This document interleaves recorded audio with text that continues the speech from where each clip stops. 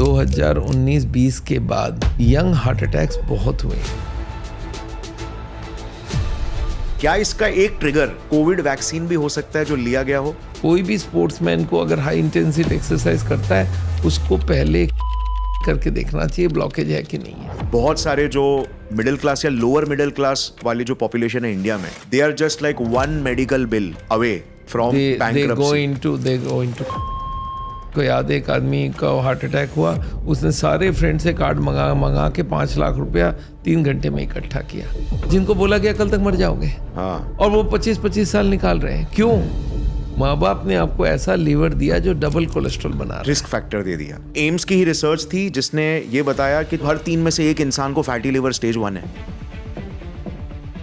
तो ये जो जीरो ऑयल कुकिंग है ये आपके लीवर को भी बचाएगा, हार्ट को भी बचाएगा। वो एक आम इंसान है जो मे बी 30-35 ईयर्स का है, तो उसको कैसे पता चल सकता है कि यार मेरा हार्ट की कंडीशन कैसी है? अगर आपकी बेल्ट मेल में फीमेल में इंच से ज्यादा है तो आपका हार्ट अटैक के चांसेस बढ़ जाते हैं। तो कुछ लोगों की कोलेस्ट्रॉल ज्यादा है तो यहाँ पे आंख के नीचे जम जाती है। और अब तो एक ऐसी इंजेक्शन आ गई है जो एक इंजेक्शन लो 6 महीने तक आपकी कोलेस्ट्रॉल कंट्रोल रहेगी। ओ वाह। आज का जो पॉडकास्ट है फ्रेंड्स, ये पर्सनली मेरा one of the best podcast है, क्योंकि ये हम इंडियंस के नंबर 1 किलर हार्ट डिजीजेस को कैसे ट्रीट करना है विदाउट ऑपरेशन एंड सर्जरी के बारे में अवेयर करता है। यस, आज इंडियन हॉस्पिटल्स में एक हार्ट का माफिया खड़ा हो चुका है जो पेशेंट्स को हार्ट की बीमारियों के मामले में सीधे ऑपरेट होने की सलाह देते हैं, और अक्सर पेशेंट्स को डराया भी जाता है ताकि वो जल्द से जल्द ऑपरेट हो जाए। बट डॉक्टर बिमल छाजेर इंडिया के लीडिंग हार्ट स्पेशलिस्ट है जिन्होंने अब तक 4.5 लाख लोगों को ट्रीट किया है विदाउट एक्सपेंसिव सर्जरीज। उनका मानना है कि मोस्ट ऑफ द केसेस में कोई भी हार्ट की बीमारी बिना ऑपरेशन के ठीक हो सकती है। उनका एक सिंपल सा प्रोसेस है हार्ट डिजीजेस को ट्रीट करने का और इवन प्रिवेंट कराने का, जो टोटली नॉन इन्वेजिव यानी कि नो सर्जरीज वाला है। और इस पॉडकास्ट में वो ये पूरा प्रोसेस डिटेल में एक्सप्लेन करेंगे और हार्ट और हेल्थ के बारे में हमें अपने एक्सपीरियंस और विजडम से डिटेल में ज्ञान देंगे। ह्यूमन बॉडी और हेल्थ के बारे में बहुत ही एनलाइटनिंग पॉडकास्ट है, इसीलिए इन बीमारियों को प्रिवेंट करने के लिए आई हाईली सजेस्ट ये पॉडकास्ट आपको अपने पूरे फैमिली के साथ देखना चाहिए। So let's get started.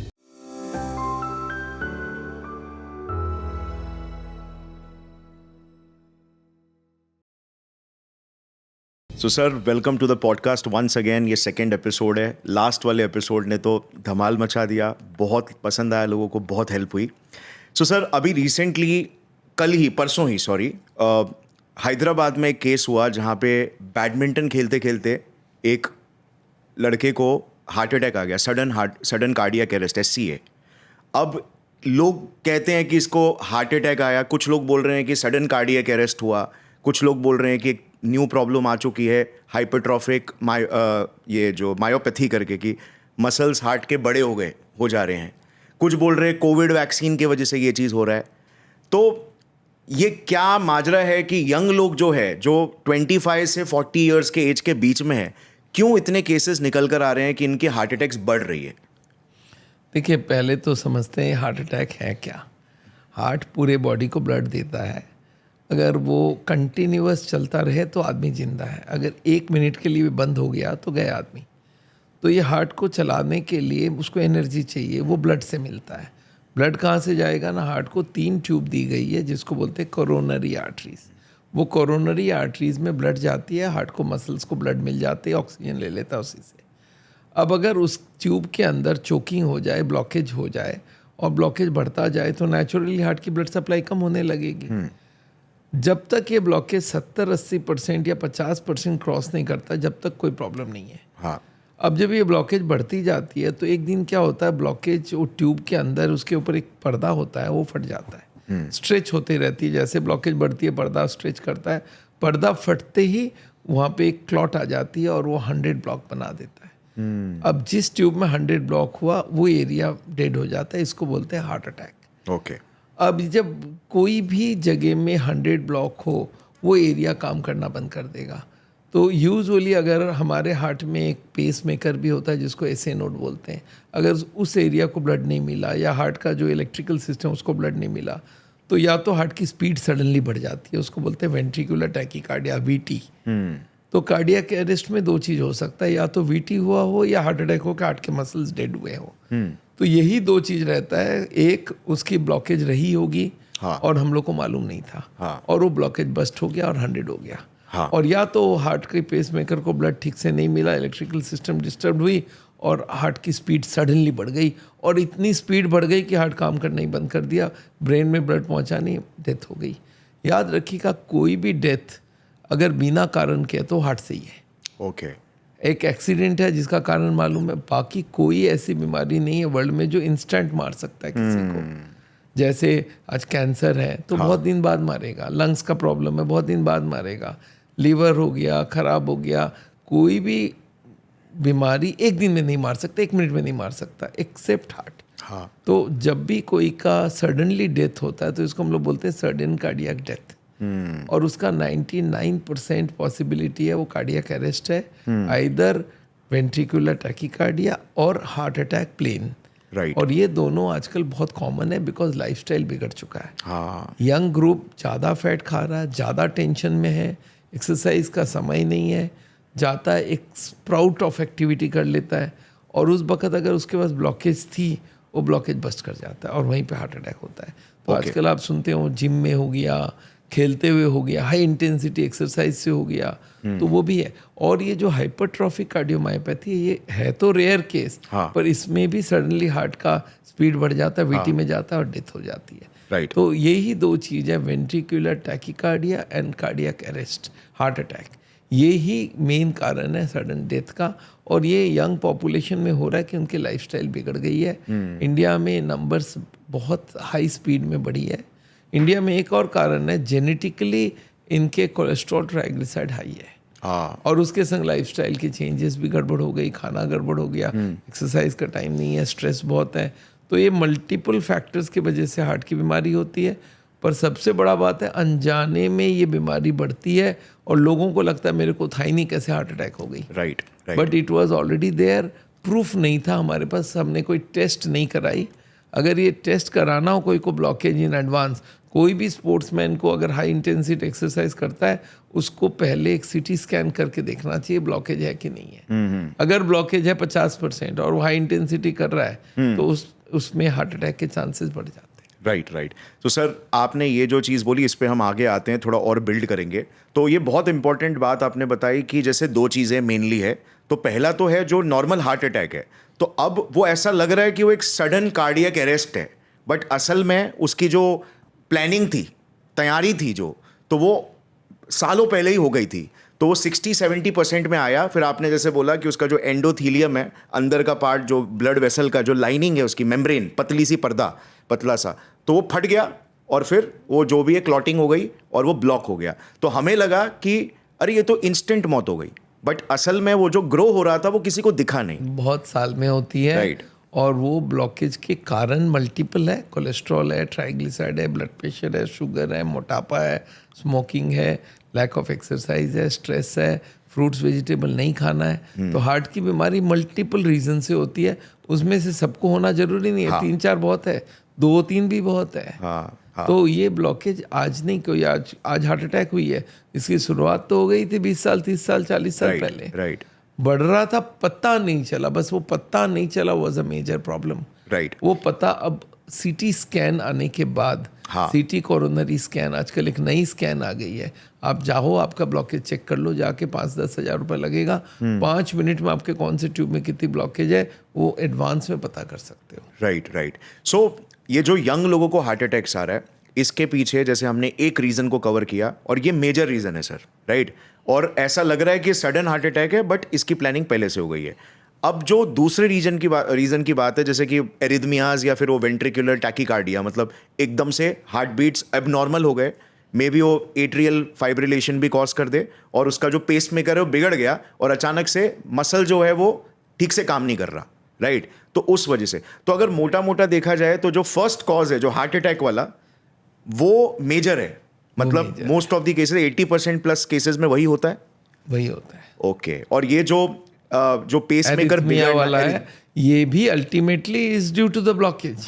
Blockage अगर वो इलेक्ट्रिकल सिस्टम को रोक ले हाँ, तो ये वेटी में जाता है. Right. तो ultimate reason is fat intake and lack of exercise and all these things which I have told you. Right. So कह सकते हैं कि लाइक 90% केसेस में यही हो रहा है, और बाकी का जो है वो जैसे अभी आपने भी एक बताया कि वो कोई जेनेटिक बीमारी हो सकती है, जो 5% केसेस होंगे, जैसे जो हाइपरट्रॉफी. नहीं, वो बहुत कम केसेस, 1% भी 1% से भी कम.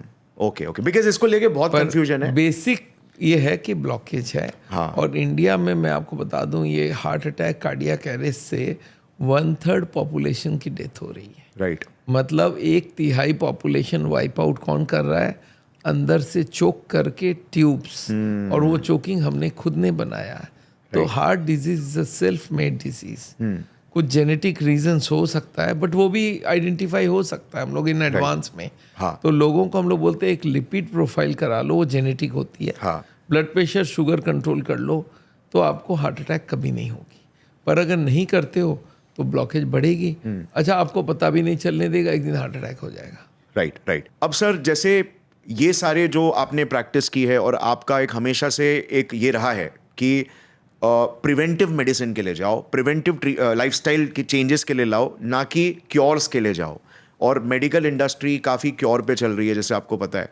तो जैसे आपके प्रैक्टिस में कभी ऐसा हुआ है कि जैसे एक आध, अगर लेट्स से कि कोई हार्ट अटैक किसी को आ गया और ट्रीटमेंट चल रही है उनकी हार्ट डिजीज़ की, तो फाइनेंशियल बर्डन एक फैमिली पर कितना आता है? एकदम से काफ़ी बर्डन आ जाता है आपके प्रैक्टिस में, आपको क्या लगता है? देखिए, ऐसा है, आज जितना मेडिकल साइंस इम्प्रूव कर रहा है, इम्प्रूव क्या कर रहा है, वो टेक्नोलॉजी इम्प्रूव कर रहा है. बाईपास सर्जरी, एंजियोप्लास्टी, वो टेम्पोररी काम है. हाँ. बट इमरजेंसी के वक्त उसी के ऊपर डिपेंड करना पड़ता है. हाँ. और उसकी कॉस्ट एग्जॉर्बिटेंट हो गया, 5 लाख 10 लाख. अब एक आदमी का 15,000 रुपये 20,000 रुपये सैलरी है. हाँ. और वो 5 लाख एक साथ कैसे लाएगा? हाँ. इसीलिए आजकल हेल्थ इंश्योरेंस करने के लिए लोगों को बोला जाता है कि इंडिया में हेल्थ इंश्योरेंस बहुत कम है.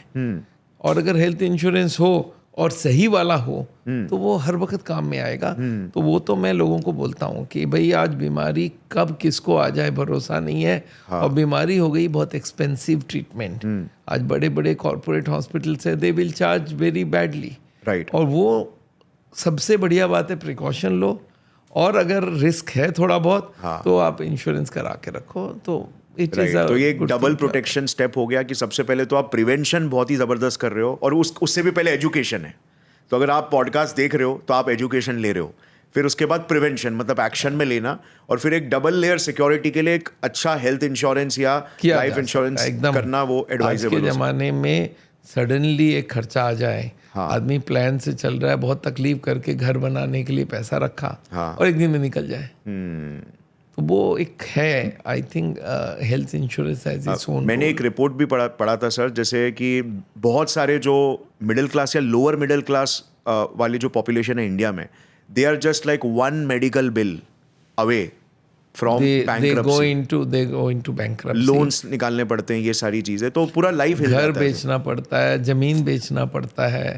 मेरे को याद है, एक आदमी का हार्ट अटैक हुआ, उसने सारे फ्रेंड से कार्ड मंगा के 5 लाख रुपया 3 घंटे में इकट्ठा किया. और वो उधारी हो गए 5 लाख उसके. अगर उसके फादर का इंश्योरेंस होता तो नेचुरली आज उतना वो लोड नहीं बनती. तो इंश्योरेंस होना चाहिए, because uncertainty has increased in the disease process. Right. और हार्ट की अनसर्टेनिटी तो बहुत ज़्यादा है. सो फ्रेंड्स, ये काफ़ी इंपॉर्टेंट बात है कि कई बार ऐसा होता है कि लोग बड़े बड़े हॉस्पिटल बिल्स भरने में केपेबल नहीं होते, और इसी वजह से ट्रीटमेंट को डिले किया जाता है, जो काफ़ी डेंजरस होता है. ऐसी सिचुएशन से बचने के लिए ये ज़रूरी है कि आप अपने और अपनी फैमिली के लिए एक हेल्थ इंश्योरेंस लें.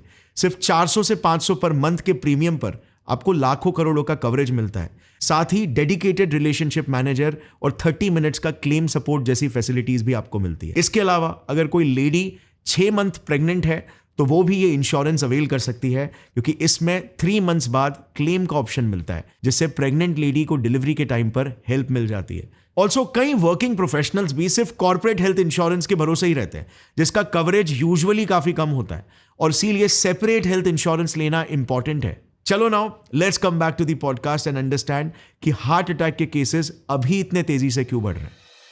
हार्ट अटैक हो गया. अब हार्ट अटैक के बहुत सारे कारण हो सकते हैं, राइट? सो क्या हम टॉप 4 या 5 कारण को डिस्कस करें? टॉप 4 या 5 जिसकी वजह से लाइक 95% प्लस हार्ट अटैक या हार्ट डिजीज हो रहा है. जैसे अभी हमने बात किया कि कोलेस्ट्रॉल बिल्डअप की वजह से, चोकिंग से जो हार्ट अटैक हो रहा है, तो वो एक कारण है. एक जो इलेक्ट्रिकल सिस्टम के बिगड़ने से जो एरिथमियास ट्रिगर हो रहे हैं, टैकीकार्डिया, दूसरा कारण है. तो ऐसे और कितने कारण हो सकते हैं? पहले हम इनको आइडेंटिफाई तो कर लें. यही दो है. हाँ, मेजर यही दो है. उसमें मान लेते हैं अगर 100 मानता हूँ total number of heart attacks या कार्डियक अरेस्ट, उसमें 95% तो इन दोनों से है. हाँ. Cholesterol buildup into the blockage leading to heart attack and Okay. Electrical system disturbance due to again majorly by blockage. And the third में भी कार्डियोमायोपैथी. हाँ. फोर्थ में भी आजकल बहुत सारे मायोकार्डाइटिस वगैरह भी होता है. हाँ. कुछ के वेल्व में खराबी होती है, उससे भी इलेक्ट्रिकल सिस्टम गड़बड़ हो जाता है. बट वो 1-2% में ही है. Majority is blockage. और ब्लॉकेज का कारण हम लोग का अगर हम और भी देखें कि 4-5 मोटे कारण है. कोलेस्ट्रॉल, ट्राइग्लिसराइड्स को लिपिड्स बोलते हैं, high blood pressure, high sugar, मोटापा, स्मोकिंग और स्ट्रेस. ये मेजर कारण है और ये रैम्पेंट चल रहा है आज के ज़माने में. लोग कंपटीशन में लगे, लोग खाने का कंट्रोल नहीं है, एक्सरसाइज के लिए समय नहीं है, ब्लड प्रेशर हाई हो गया टेंशन से, शुगर हो गई, ख्याल नहीं कर रहे, मेज़र कर नहीं रहे. तो नाउ एजुकेशन और थोड़ा केयर ये हर हार्ट अटैक को रोक सकता है. लोगों के पास नॉलेज होनी चाहिए. अगर वो नॉलेज पहुंच जाए तो ये सारे हार्ट अटैक्स को हम लोग रोक सकते हैं. Right. So it is purely lifestyle related और हम इनके सॉल्यूशंस पे डिटेल में आएंगे. सर, एक क्वेश्चन इससे पहले, बहुत सारे लोग इंटरनेट पे बहुत कुछ अफवाहें हैं, कुछ लोग फियर मॉन्गरिंग कर रहे हैं, कुछ सच्चाई बता रहे हैं. कोविड वैक्सीन को लेकर बहुत चर्चा हो रहा है. कुछ लोग बोल रहे हैं कि ये जो सडन राइज है, क्योंकि अगर आप देखेंगे तो 30% राइज हो रहा है, यंग लोगों को हार्ट अटैक्स हो रहे हैं. इसके पीछे लाइफस्टाइल के बारे में तो हमने बात किया कि क्या रीज़न हो सकता है.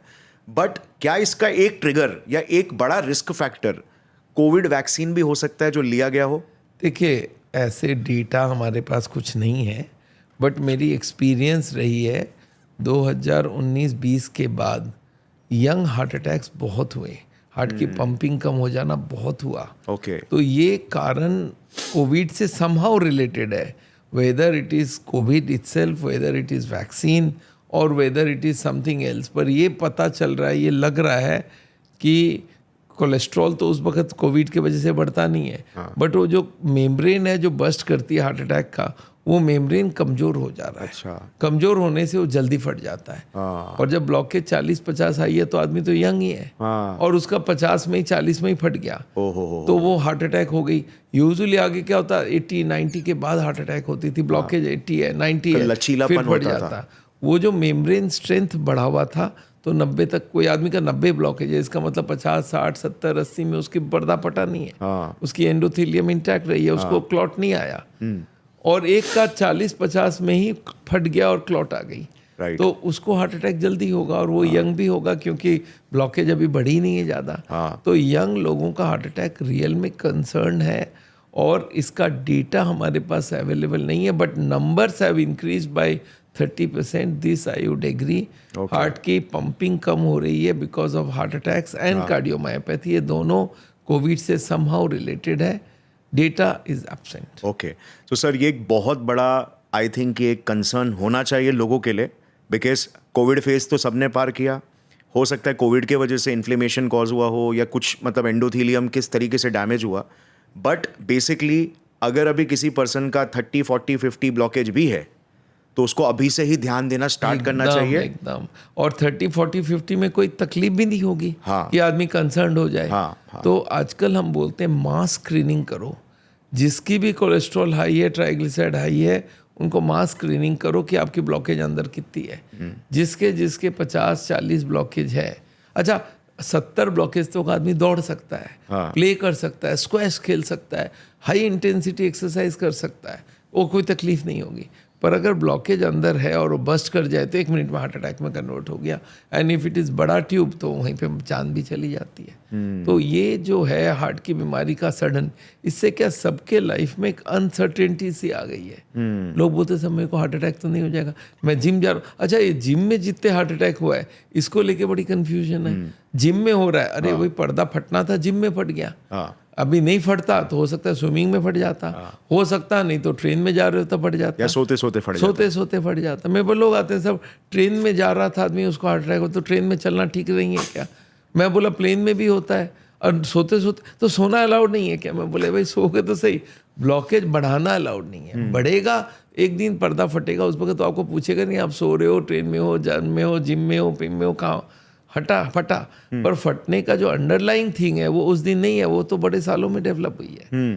तो आम आदमी के अंदर जिसका भी आप सुनते होगे डेथ हो गया सडनली, उसका रीज़न उसके पास थे और वो ब्लॉकेज थी, वो अगर डिटेक्ट कर ले और प्रिकॉशन ले ले तो इस तरह के हार्ट अटैक। तो मैं तो लोगों को बोलता हूँ जो भी हाई इंटेंसिटी एक्सरसाइज किया रहेगा उसको पहले सीटी स्कैन करवा के देख लो कोई ब्लॉक, और उनके पहले लिपिड कराओ, लिपिड हाई है तो सीटी स्कैन कराओ। राइट। सो जो भी इंसान अगर रेगुलरली कार्डियोवैस्कुलर ट्रेनिंग करता है, या तो फिर मैराथॉन्स भागता है, या भागता है मतलब भागने की सोच रहा है, और या फिर हाई इंटेंसिटी वर्कआउट्स करता है, ज़्यादा वेट लिफ्टिंग करता है, तो ये एडवाइजेबल होगा कि उनको हमेशा एक सीटी स्कैन करवा लेना है, ताकि आप देख लो कि आपके हार्ट की कंडीशन क्या है, हार्ट में ब्लॉकेज है कि नहीं है। 30-40 ब्लॉकेज हो तो नहीं गई, अगर है तो फिर उनको वो एक्सरसाइज से हम लोग मना करते हैं। और या तो कोलेस्ट्रॉल इतनी कम कर देते हैं थोड़े दिन के लिए कि वो थोड़ी सी ब्लॉकेज कम हो जाए तो सेफ्टी हो जाए उनकी। राइट। और प्लस सर, जो अगर कुछ जेनेटिक इश्यूज होगा, कॉन्जेनिटल डिफेक्ट्स होंगे, तो वो भी पता चल जाता है उनको। वो भी पता चल जाता है। और अगर जेनेटिकली कोलेस्ट्रॉल ट्राइग्लिसराइड हाई है तो दवा देके कम किया जा सकता है। राइट। और कुछ स्ट्रक्चरल एबनॉर्मेलिटी है तो वो भी रूल आउट हो सकता है, ताकि उस हिसाब से वो आगे के लाइफस्टाइल को अपना शेप करे। बिकॉज अगर हो सकता है किसी को, जैसे 1% या उससे कम लोगों को अगर कोई स्ट्रक्चरल डिफेक्ट है और वो एक रिस्क फैक्टर हो गया, उनको वो पता नहीं और वो ओवर एक्सर्शन कर रहे हैं, तो वो कंपाउंड हो जाएगा। वो हो सकता है, वो करना भी चाहिए उसको। एग्जैक्टली। तो सर अभी थोड़ा सॉल्यूशंस की बात करते हैं। आपका एक बहुत ही सॉलिड प्लान है, मतलब जिसमें आप 12-13 जो फैक्टर्स है, जिसको आप बोलते हो कि एक ड्रम में 12-13 होल्स से अगर पानी निकल रहा है तो आप 1-2 होल को रोकोगे तो 12-10 होल से निकल जाएगा पानी और अल्टीमेटली हार्ट अटैक आएगा। तो क्या उस ट्रीटमेंट के बारे में थोड़ा सा डिटेल में बता सकते हैं कि क्या साइंस है उसके पीछे का और किन चीज़ों पे ध्यान रखें? देखिए, एक बीमारी है मलेरिया, एक कारण है, मैं एक दवाई दूंगा मलेरिया ठीक हो जाएगा। एक है इन्फेक्शन, एक एंटीबायोटिक दिया ठीक हो गया। हार्ट में एक कारण नहीं है, एक जर्म्स नहीं है। कोलेस्ट्रॉल है, ट्राइग्लिसराइड है, ब्लड प्रेशर है, शुगर है, मोटापा है, एक्सरसाइज नहीं करना है, टेंशन है, खाने में तेल ज़्यादा खाना है, नॉनवेज खाना है, दूध ज़्यादा पीना है, फ्रूट्स कम खाना है, टेंशन लेना, वॉकिंग नहीं करना। तो हार्ट की बीमारी में बहुत सारी चीज़ें हैं। और आम आदमी क्या इसमें थोड़ा बहुत करता है, थोड़ा बहुत छोड़ देता है, उसका रिजल्ट नहीं आता। रिजल्ट अगर लाना है, आपको रियल में बीमारी को रोकना है और रिवर्स करना है, तो आपको सारे फैक्टर्स को एट ए टाइम कंट्रोल करना पड़ेगा। और उसका भी एग्जांपल दे देता हूँ। जैसे लोग बोलते हैं तेल कम खाना, ये सबने सुना हुआ तेल कम खाना। मैं बोला कम नहीं, कम से कम बोलता है, उसका मतलब मैं बोला 1 बूंद होता है कम से कम में, उसको भी हटा दो। तो अगर आप रियल में रिजल्ट चाहते हो तो वो ड्रम के सारे होल्स बंद हो गए तब रिजल्ट आएगा। आज हमारी जो सॉलिड फाउंडेशन इसलिए है कि हम सबको कंट्रोल करते हैं। और सबको कंट्रोल ऐसा नहीं कि मैं अकेला कर दूंगा, हम लोग बोलते 3 लोग इन्वॉल्व है। एक फैमिली है पेशेंट की, एक खुद है और एक डॉक्टर है। एज अ डॉक्टर मैं क्या कर सकता हूँ, मैं दवाई देके cholesterol, triglyceride, BP, sugar control करता हूँ। एज अ फैमिली आपको खाने में तेल बंद करना पड़ेगा, नॉनवेज बंद करना पड़ेगा, ड्राई फ्रूट्स जिसमें बहुत परिमाण फैट है उसको बंद करना पड़ेगा, दूध में से फैट निकालना पड़ेगा, और फ्रूट्स एंड वेजिटेबल दे के एंटीऑक्सीडेंट फाइबर देना पड़ेगा। तो ये फैमिली का काम रहेगा। पेशेंट का काम क्या है कि वॉक करो, योगा करो, उसके संग स्मोकिंग, अल्कोहल ये बंद करो, उसके संग मोटापा कम करो, उसके संग स्ट्रेस कम लो। और बाकी डॉक्टर ये 3 मिल के अगर काम करें तो एक भी हार्ट अटैक ना हो। ये हमने अपने एक्सपीरियंस में देखा। हम लोग लाखों मरीज को साथ लेके चल रहे हैं और जिनको बोला गया कल तक मर जाओगे और वो 25-25 साल निकाल रहे हैं। क्यों? Because we have controlled all the holes together. और ये अगर आदमी कर ले तो हार्ट अटैक होना एकदम इम्पॉसिबल है, और इसमें नहीं करने का कुछ है भी नहीं। आज हमने हजारों आइटम बना दिया बिना तेल के बनने का। आज जो फ्राई करके पकोड़ा बनता था मैं एयर फ्रायर में बनवा रहा हूँ, ओवन में बनवा रहा हूँ। आज वो पकोड़े, कचौड़ी, समोसे, हर चीज़ बना के दे रहा हूँ बिना तेल के। और मेरे आज देहरादून में जो रिसोर्ट है वहाँ पे हम 40 दिन बिना ऑयल का खाना देते हैं। वो आदमी खा के बोलता है सर इतनी आइटम मेरे को ज़िंदगी में नहीं समझ में आया था, और सब टेस्टी है। मसाले वही होंगे, मसाले को पानी से भूनना पड़ेगा। तो ये जो हमारी कंसेप्ट है उसमें कुछ भी ऐसा नहीं है जो साइंस से दूर है। साइंस बोलता है कोलेस्ट्रॉल कम रखो, ट्राइग्लिसराइड कम, मैं बोलता कर देता हूँ। प्रैक्टिकली करना पड़ेगा, उसमें तीनों का योगदान चाहिए। तो फैमिली को एजुकेट हम करते हैं, पेशेंट को एजुकेट हम करते हैं, दवाइयाँ हम दे रहे हैं, तो तीनों की combination is a deadly combination. और इसीलिए मेरे हर मरीज इंप्रूव कर रहे हैं। आज पूरे इंडिया भर में 140 सेंटर किया हमने, तो वो एक से बढ़ के 140 गई है, और हमारे फॉलोअर्स बढ़ रहे हैं। आज आधे लोग तो हमारे पास पहुंच ही नहीं रहे, आधे तो अपने आप ही कर ले रहे हैं, घर पे ही बैठ के कर रहे हैं और इम्प्रूव कर रहे हैं, वही लोगों को भेज रहे हैं। तो बेसिकली हार्ट की बीमारी इज़ अ मल्टी फैक्टोरियल बीमारी, और मल्टीपल फैक्टर को आपको बता दूं, थोड़े साल पहले एक रिसर्च हुई थी, इसका नाम है इंटर हार्ट स्टडी। ये एक सलीम यूसुफ करके एक कैनेडियन डॉक्टर हैं, उन्होंने रिसर्च किया, 15,000 केस ऑफ हार्ट अटैक लिया और 15,000 नहीं हार्ट अटैक हुआ वैसा मैचिंग लोग लिया। एंड ही एनालाइज शोड अगर 8-10 फैक्टर को कंट्रोल कर लो तो 90% से ज़्यादा हार्ट अटैक होगी नहीं। वाओ। और हम लोग बोलते हैं सारे को कंट्रोल करो तो 99% नहीं होगी। राइट। तो हमारे पेशेंट को हम बोलते हैं आप 99 से ऊपर प्रोटेक्टेड हो if you are following us. Right. और सर फॉलो का भी एक बात होता है कि चलो मैंने नॉलेज ले लिया, अब मैं उसको फॉलो करूंगा, बट जैसे आपने बताया कि फैमिली का बहुत बड़ा रोल होता है। बिकॉज मेरे पास भी, जैसे मैं जानता हूँ, जैसे मेरे भी टीम मेंबर्स हैं, तो अक्सर इसी चीज़ की कंप्लेन करते हैं कि यार मैं तो एक अच्छा डाइट लेना स्टार्ट कर दूं, लेकिन घर पे इतना रेजिस्टेंस आता है कि नहीं, ये कैसे नहीं खाने का, ये तो खाते हैं, ये हमारा कल्चर है, ये भी हम खाएंगे। ये वो सबसे हार्ड फैमिली प्रॉब्लम को एजुकेट करना होता है। हम लोग बोलते हैं अगर हमारे यहाँ आएंगे वाइफ को साथ लेके आना। Most of the patients are males. Females में हार्ट की बीमारी थोड़ी कम होती है, मालूम होना चाहिए। पर ये जो आते हैं उनके परिवार को एजुकेट करना, उनको हम बोलते हैं यूट्यूब में जाके मेरी वीडियोस देखो, तुम पूरी बात को समझो। मेरे वहाँ पे मैं कंसल्टेशन ही नहीं देता हूँ अगर वो मेरा 1 घंटे का लेक्चर सुने बगैर आए। क्योंकि वो जब तक नहीं समझ के आएगा तो वो बोलेगा आप क्यों जादू कर दोगे, ब्लॉकेज कैसे कम होगा। मतलब पूरी बात समझो। इतने सारे कारण हैं, अगर सबको कंट्रोल करोगे तब जाके हार्ट की बीमारी से रुक पाओगे। और जो हॉस्पिटल वाले डरा देते हैं, अरे ये भी मरने वाले हो, वो गलत बात है। वो ब्लॉकेज बढ़ेगा तब हार्ट अटैक होगा, तब मरने के चांस है। ब्लॉकेज बढ़ेगी नहीं, हार्ट अटैक होगी नहीं, तो मरने का क्या चक्कर है।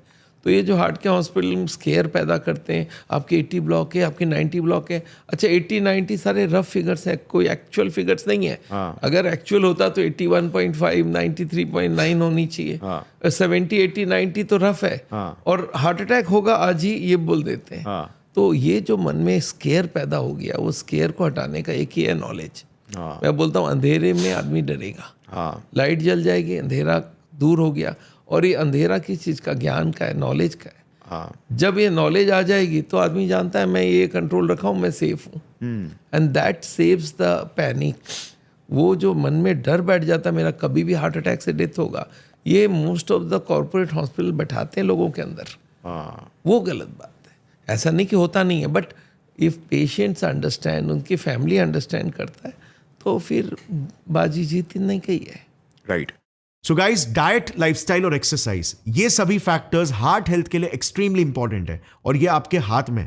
बट इसके अलावा एक फुल कॉम्प्रिहेंसिव प्रोटेक्शन के लिए एक इंपॉर्टेंट स्टेप है जो कई डॉक्टर्स रेकमेंड करते हैं, वो है टर्म इंश्योरेंस लेना, ताकि मॉडर्न डे के अनसर्टन सिचुएशंस में भी आपका फैमिली का फ्यूचर सिक्योर्ड रहे। आज के समय में 5 में से 1 हार्ट अटैक 40 साल से कम उम्र के लोगों में हो रहा है, जिसमें ज्यादातर मेल्स होते हैं जो अक्सर अपनी फैमिली के सोल ब्रेड अर्नर्स होते हैं। ऐसे अनसर्टन सिचुएशंस के लिए टर्म इंश्योरेंस लेना क्रिटिकल है। ये लाइफ इंश्योरेंस का प्योरेस्ट फॉर्म है, जहां सिर्फ 699 रुपीज पर मंथ के प्रीमियम पर आप क्रोर्स का कवरेज ले सकते हो। यहां सबसे बड़ा प्लस पॉइंट यह है कि जितनी कम एज में आप प्लान लोगे, प्रीमियम उतना ही कम होते रहेगा और फिर वही प्रीमियम लाइफ लॉन्ग के लिए लॉक हो जाता है। मैंने अभी तक 2 इंपॉर्टेंट इंश्योरेंस के बारे में आपको बताया, जिनकी डिटेल इंफॉर्मेशन आपको डिस्क्रिप्शन के लिंक में मिल जाएगी। आप ट्रस्टेड प्लेटफॉर्म जैसे पॉलिसी बाजार के थ्रू इजीली अपनी रिक्वायरमेंट के हिसाब से बेस्ट प्लान चूज कर सकते हो। चलो now let's get back to the podcast and understand कि हार्ट अटैक का ब्लड प्रेशर के साथ क्या लिंक है। सो सर, हमने ये बात कर लिया कि हार्ट अटैक्स का number 1 cause is like CVD, मतलब कोरोनरी आर्टरीज में कोलेस्ट्रॉल भर जा रहा है। दूसरा सबसे बड़ा, मतलब एक दूसरा बड़ा रिस्क फैक्टर जो है वो है ब्लड प्रेशर। और इंडिया में भी 30% लोगों को हाई ब्लड प्रेशर, जिसको हाइपरटेंशन है, वो हाइपरटेंशन बोलते हैं, वो लोगों में है। तो ये हाइपरटेंशन और हार्ट अटैक का क्यों डायरेक्ट लिंक है और इसको कैसे कंट्रोल किया जा सकता है, इसके ऊपर थोड़ा सा बात करते हैं। देखिए, जहाँ पे आप अपना घर पे सफाई कर रहे हैं, जहाँ स्मूथ है ना वहाँ धूल नहीं जमेगा। हाँ, जहाँ क्रैक्स हैं वहाँ पे धूल जमती है। राइट। तो जब हमारा ब्लड प्रेशर 120 होनी चाहिए, वो ट्यूब के अंदर से जा रहा है तो धक्का मारेगा 120 का प्रेशर। हाँ, अगर वो 130 का प्रेशर 140 का प्रेशर मारते रहे तो वो इंजुरी करता है। इंजुरी मतलब रफनेस, खुरदुरा कर देगा। खुरदुरा कर देता है। आप एक चीज़ को बार बार धक्का मारेंगे तो वो खुरदुरा हो जाएगा। जब और जितना प्रेशर ले सकते हैं उसमें मारिए, कोई दिक्कत नहीं है। जहाँ उससे ज़्यादा प्रेशर मारेंगे, हमारी ट्यूब बनी 120 प्रेशर के लिए, हाँ। आप 140 का धक्का मार रहे हो तो वो डैमेज करता है, और डैमेज्ड एरिया में ब्लॉकेज जल्दी पकड़ती है। हाँ। तो ये एक मेजर कारण है। तो हाई ब्लड प्रेशर वालों को बोलते देखो प्रेशर कंट्रोल कर दो। प्रेशर के अलग प्रॉब्लम है, आँख खराब करता है, किडनी खराब करता है, वो सब तो है ही है। हाँ। और ब्रेन में पैरालिसिस कर सकता है, स्ट्रोक कर सकता है, ये सब है ही है। पर blood pressure is a major killer. और एक इंडिया में एक और प्रॉब्लम है कि ब्लड प्रेशर लोग कंट्रोल नहीं करते। हाँ, एक हमारी मेडिकल साइंस में कहावत है कि those who have high blood pressure, half of them do not know they have high blood pressure, and those who know they have high blood pressure, उनमें से आधे उसको कंट्रोल ही नहीं करता है। और जो कंट्रोल करते हैं उनमें भी आधे लोग दवाइयाँ ठीक से लेते नहीं हैं। हाँ, तो ये ब्लड प्रेशर क्योंकि तकलीफ नहीं देता, आदमी सोचता है 150 है, मेरे को क्या तकलीफ है। हाँ। बट वो अंदर ब्लॉकेज बढ़ाता है, अंदर किडनी डैमेज होता है, अंदर आँख डैमेज होता है, अंदर हार्ट डैमेज होता है। तो high blood pressure is killer. इसको साइलेंट किलर बोलते हैं हम लोग। हाँ। तो आप सबको ही जान लीजिए, हर उम्र में 120 ही प्रेशर होना चाहिए। और एक बात बता दूं, सिस्टोलिक प्रेशर इंपॉर्टेंट है, डायस्टोलिक इंपॉर्टेंट नहीं है। ओके। जो हमारी 2 प्रेशर है, ऊपर वाली प्रेशर ही धक्का मारता है। हाँ। नीचे वाली तो पुलिंग प्रेशर है। हाँ, हाँ। तो नीचे वाली को ज़्यादा इंपॉर्टेंस नहीं दीजिए। अब हमारे मेडिकल साइंस मान गया है नीचे वाली इंपॉर्टेंस नहीं है, ऊपर वाली ज़्यादा इंपॉर्टेंट है। उसको 120 के आसपास रखिए। मेरी लास्ट लिमिट 130। हाँ। 130 के बाद मैं बोलता हूँ आपका हार्ट को एक बात और समझना है, हार्ट का लोड देखिए। 120 प्रेशर है तो heart has to create 121 pressure, then only it can shift blood into the system. Right. अगर आप 140-50 रखते हैं तो हार्ट को 1 लाख बार हार्ट पंप करता है। हाँ। और एक्स्ट्रा पंप करेगा, हार्ट के मसल्स मोटे हो जाएंगे। हाँ, उसमें डैमेज जल्दी होगा। तो आप याद रखिए, ब्लड प्रेशर को कंट्रोल एब्सोल्यूट ज़रूरत है। उसके लिए आप स्ट्रेस कम करो, बहुत सारे वेजिटेबल्स खाओ, वजन कम करो। वजन 1 किलो कम करेंगे 2 मिलीमीटर ब्लड प्रेशर कम होगा। और उसके संग आपको हर दिन फ्रूट एंड वेजिटेबल खाना पड़ेगा। और उसके संग आपको मेडिटेशन, योगा करना चाहिए। और इसके बाद भी कंट्रोल ना हो तो फिर दवाइयाँ लो। राइट। सो जैसे एक सर्किट में अगर हम कॉन्स्टेंटली हाई वोल्टेज मार रहे हैं तो उसके सारे जो पार्ट्स होंगे वो समय से पहले खराब हो जाएंगे। तो ऐसे ब्लड प्रेशर के साथ भी है। अच्छा सर, जैसे आपने कहा कि ये जो एंडोथीलियम है वो खुरदुरा हो जा रहा है, मतलब जो ब्लड वेसल्स है उसके अंदर की जो लाइनिंग है खुरदुरी हो रही है, जहाँ पे प्लैक डिपॉजिट होता है। तो ये जो होमोसिस्टीन करके एक बेसिकली मॉलिक्यूल है, तो ये जो है होमोसिस्टीन, ये भी बहुत सारे हार्ट के डेटा में दिखाते हैं ब्लड टेस्ट में। तो इसका क्या लिंक है और इसको कैसे हम कर सकते हैं रिड्यूस? होमोसिस्टीन को लेके बहुत ज़्यादा परेशान होने की ज़रूरत नहीं है। हाँ। अगर हमारे बॉडी में ज़्यादा फ्रूट्स, ज़्यादा वेजिटेबल जाता है, ऐसे होमोसिस्टीन ठीक हो जाएगी। ओके। पर अगर एक फोलिक एसिड करके एक हमारी विटामिन है, हाँ। वो अगर आप लेते हो तो होमोसिस्टीन ऑटोमेटिक कम हो जाता है। हाँ। तो जैसे हमने बोला 14 फैक्टर है, एक रिसर्च ने बोला 14 तो इम्पॉर्टेंट है। हाँ। और 10-15 और हैं, उनमें होमोसिस्टीन है, उसमें सीआरपी है, हाँ उसमें इन्फ्लामेटरी मार्कर्स है, तो वो भी ब्लॉकेज का, हार्ट की बीमारी का कारण बन रहा है। तो होमोसिस्टीन कम करने के लिए या तो आप फोलिक एसिड लो या बहुत सारे पत्ते वाली सब्जियां, फ्रूट्स ये लेंगे तो आपका होमोसिस्टीन कम हो जाएगा। But Right. It is not a very high rated risk factor, ये है, पर इसको भी कम रखेंगे तो अच्छा रहेगा। राइट, बिकॉज कुछ लोगों को, कुछ परसेंटेज लोगों को इंडिया में ना, जैसे एक MTHFR या MTHR म्यूटेशन है, जो बेसिकली जो उसका रॉ मटेरियल है मिथियोनाइन मेटाबोलाइज करता है तो होमोसिस्टीन क्रिएट होता है। तो मिथियोनाइन को ठीक तरीके से वो मेटाबोलाइज नहीं कर पाते तो होमोसिस्टीन नेचुरली बढ़ जाते हैं, तो उनको सप्लीमेंटेशन से कम करना पड़ता है। कम करना पड़ता है, वो सप्लीमेंट लें और नहीं तो आप अपना खाना पीना सुधार लें, बहुत सारा फ्रूट्स वेजिटेबल लीजिए और उससे भी इम्प्रूव हो जाता है। प्रोबायोटिक से भी बनता है इससे। प्रोबायोटिक होता है वो फूड जो गट में हेल्दी बैक्टीरिया डेवलप करता है, जैसे दही है या योगर्ट है, इस तरह की चीज़ जो होती है प्रोबायोटिक होती है, ये बहुत फ़ायदा देती है।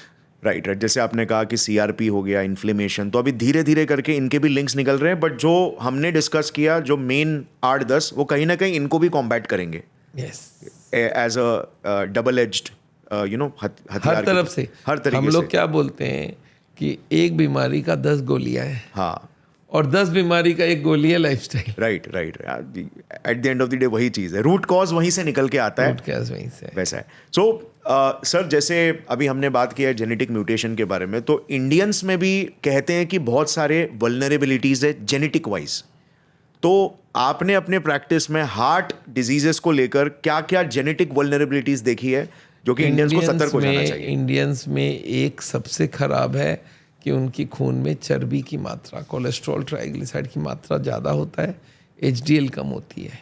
ओके, जेनेटिकली इनका एक और है सेंट्रल ओबेसिटी, तोंद बाहर निकलना, वो भी आजकल एक मेजर कारण माना जाता है।